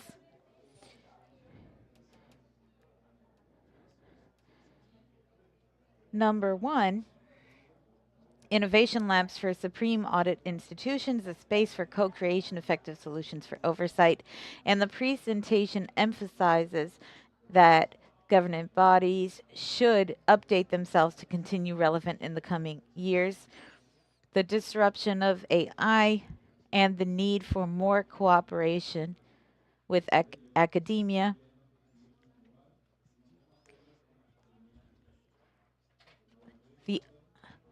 The current challenge is how to promote innovation with the use of technology and with well-being in mind. How to advance implementations, and this is done through Mr. Nicholas shows us how to do this. It was determined that 82% of SAIs have implemented at least one project of innovation. Another 86% prioritizes tools. 96% recognizes the importance of all of these advances, and another percent does not accept failure. We also have 55% that emphasized resistance for change.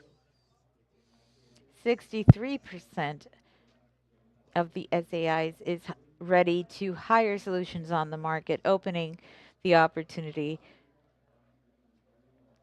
to incorporate these in the public sector. A gradual path was proposed, starting with smaller experiences and identifying internal allies in the formalization of laboratories, ensuring that every initiative generates public impact and value. The role of SAIs is evolving. And within the context of risks, the higher the risk, the better the innovation. And the idea is to build the next generation of audit institutions in the region. We also talked about necessary institutional cultures that are needed within SAIs, in the same way that innovation labs contribute to the improvement of fiscal work. We also have the strengthening of civil participation. Public innovation is an institutional response to growing social and technological and climatic needs. It implies new work methods focused on people, experimentation, and this allows us to articulate alliances and partnerships. The institutional response is to strengthen transparency and promote solutions integrated with citizenship. All of these initiatives require teamwork, transparency, recognition of experiences, learning, technical support, flexibility to experiment, and adapt. It increases the pertinence of fiscal control. It identifies risks and increases the legitimacy of auditing institutes. Co-creation is fundamental in complex cases for climatic impact and social impact as well.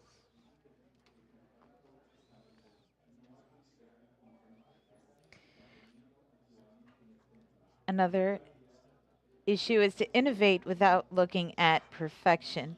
Think about solutions that already exist, build connections within community, boost innovation with a moral imperative, and with political support and focus on society. With that, we conclude our first technical session. For those who are going to use the transport service, our shuttle services, you can go to the lobby, please, if you have any questions. Our staff will be happy to assist you. Thank you very much for being here. Good evening and see you tomorrow.